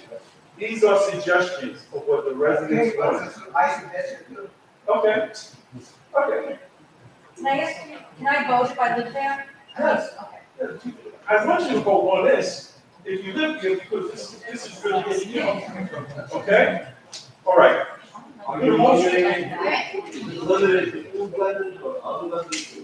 we said food vendors. We said food vendors yesterday. Only food vendors. That's the only thing we addressed, yes, sir. Excuse me. Point of order, we still have a meeting going on. Thank you for hanging out. Yes. Okay, but we only voted on food. We can put that in later if we want, okay? Ed and then Mark. I was meeting out last night. In other words, I've attended so many meetings. Right. I have opinions on this. Yes. I would like to share them with you as the chairperson. Okay. And then see where they go and don't go. Okay. Hey, you can vote me anytime. We don't have to vote. You can vote me anytime, brother. No, I Let's go to the game. understand. Let's go to the game. Okay. Mark? Frank, you did a good job with notes, but I think there might be a mistake. What's the mistake? So I'm not adding anything. This is how it'll go. Okay, I'm listening to you. So number 8, we had a lot of conversation about extending summer hours and reducing winter hours, but I don't think we voted on it. Okay, no, that wasn't going on. This is what I heard from the public. Oh, okay, but the letter. Mark, look at me. But I'm reading the letter, it says, here's a list of suggestions that were discussed and voted on by board members. Okay, some of them were voted on, and some of them I'm putting on because I'm the chair. I can add stuff and I can delete stuff. I don't do that on a regular basis because I like to keep with the transparency of what's going on. That's the way I run this administration. Everything has to be transparent. So But there are some things that I do like, and I'm gonna put them on. So can you distinguish which ones were voted on by the committee? I'll do that. Okay. I'll do that. That's not a problem. Renata? Yeah, so because I know I had to drop off the meeting, I but can't hear you. I'm sorry. I know I had to drop off the meeting, but it was mentioned numerous times about the times. So I think that is important for it to be part of the report that you have there. One of your items that you have about the times. I could not hear you. I said that I know I had to drop off the meeting, but I thought it was important to be part of your report in regards to the times, the summer hours, the winter hours, which was mentioned by numerous residents. Yeah, yeah. So I'm in favor of that. Okay, well, that's what we tried to do. Like I said, we all sat down yesterday, 3.5 hours. Yeah, Dawn. I just want to say, it was a very good meeting, it's a very comprehensive list, but when you're distinguishing between what was voted on and what was not voted on, we didn't vote to ban electric bikes. Like, No, we did actually vote on that. I have a vote tally for that. No, We we banned talked electric about bikes. electric bikes are allowed by law, and Well, if I remember Not- correctly, the meeting well, anyway, yesterday, we don't They need to weren't. get too granular, but I think it makes this look silly, honestly. We were talking about mopeds and motorcycles and Right. gas-powered vehicles and not electric bikes. Okay, electric bikes, if they still It's hit like you. a granular distinction with the Okay. DRC, we don't have to get into it. I All was right, just thank saying you, that that thank was you. like a thing and then the other thing was, I did not recall that we voted on no food vending. Okay, yeah, I have to Maybe vote on that's that just also. something that you heard, so I just wanted to ask. No, I have to vote on that also. That's what I was doing last night. I was writing intensely. Okay? I have the numbers, I have the votes. Okay. Okay? All right, should we do a show of hands or? Okay, can we have a show of hands? Who's in favor of this going, let's let it go into the DOT? Okay, all right. What are you doing? What are you doing, dog? Yeah, what are you doing? Up, down, what are you doing? Am I allowed to raise my hand or no? Come on, you raise your hand, girl. Oh, please. Oh, No way. Any against? Let the record show no one's against. Any abstention? Yeah, you do. Anybody, abstention? No. No, all right, that passes. We'll send that, I'll make that distinction tonight. I'll write everything out, okay? All right, all right. All right, my chairman's report. Lorenzo, congratulations, you've been appointed to, Megan Rockwell spot. Yes, Southways. And he's an engineer, so that's a great spot for him. Plus, he was our treasurer for many years. I have a lot of respect for this man right here. So we want him to continue on with the great job that he does. An engineer is fabulous to have in that spot. It deals with the drainage and everything else. You guys can read about it after me, okay? Let's go, full disclosure. Full disclosure, I have had meetings with the Mets. I had one today, okay? I was down at 233 Broadway. They showed me what they're doing. I don't have an opinion on it yet. The Mets will be here next month, okay? Michael Sullivan, he is the CFO, and he is the second in command, Mr. Coleman. Okay? Yeah. No tickets. You can't take tickets. You can't take tickets. You can't take tickets. I didn't hear that. So full disclosure, all right, we're looking at everything. The plans are not done. They're pretty comprehensive so far, but there's a long way to go. I side with my state senator. It's no secret, she helped us a lot with, or my organization a lot with the air train. We became very close at that time. And I don't believe in asphalt, especially if it's just gonna be asphalt for the next 82 years. So, but I don't have an opinion yet, and I won't sway. We are gonna have a committee meeting of learning about land use. Our great manager setting that up, okay, so we can all understand what exactly goes on and what it is. Yes, Ed? Point of order, what Senator Ramos drove home was there is no regulations on land use. It's not the ULUP, the city is the ULUP, so I think that's a waste of time to even think about it, because it's not gonna affect what happens at City Field. Okay, I beg to differ, because anytime you can educate someone, it's a positive. And if we don't use it on this one, we'll use it on something else.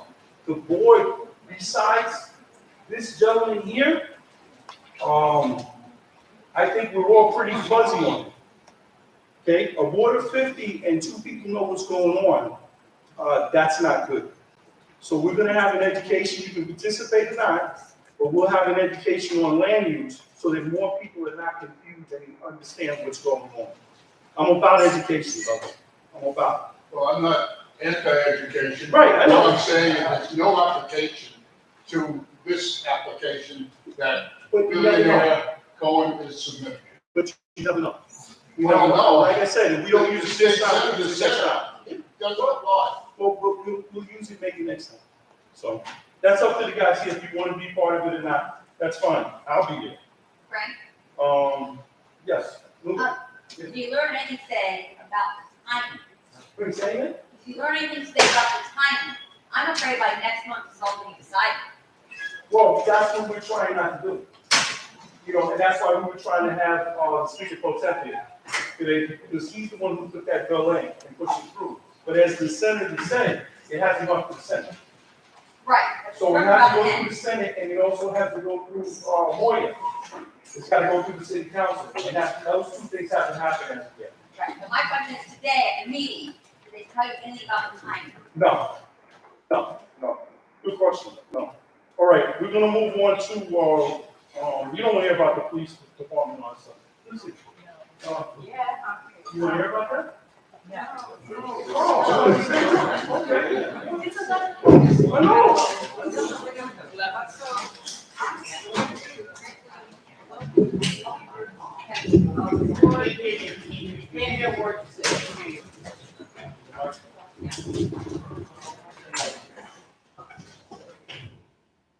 I'm just going to welcome the members of the board, new members of the board, and our members who are celebrating a birthday in April. And I'd just like to make note that one of our newest members, and one of our newest members is second generation, meaning that her mother served on this board. Ms. Shirley Clark. She is the mother of Miss Marjorie Clark. Also second generation members are Pat Beckles and Jessica Ramos. Their parents also served on this board. So as you can see, we have a very illustrious board. I want to thank you all for your hard work and dedication. Look forward to working with you all. And I'm going to conclude it because it's almost 11 o'clock. All right, listen, thank you very much. Thank you very much for staying. We don't usually do this, okay? All right, so make a motion to close the meeting. Thank you.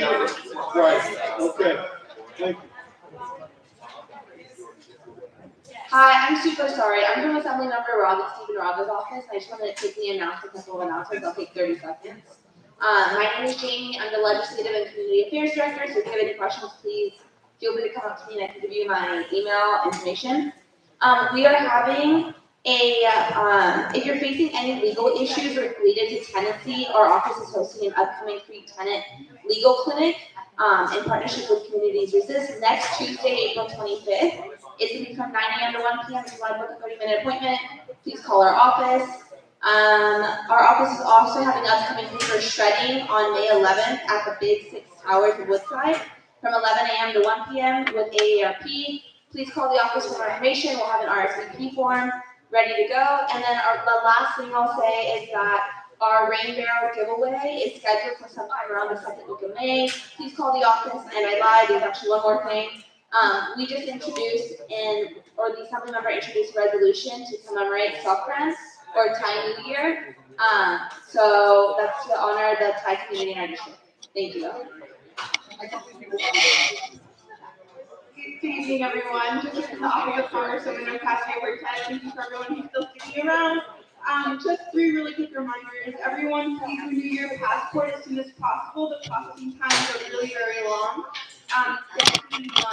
So if anyone's planning on holiday time this year, please renew your passport as soon as possible. We're still looking for another intern to know anybody to reference to our office. And finally, our competition deadline is next week. So if you know of any high schoolers who are interested in participating, please let them know. Thank you so much.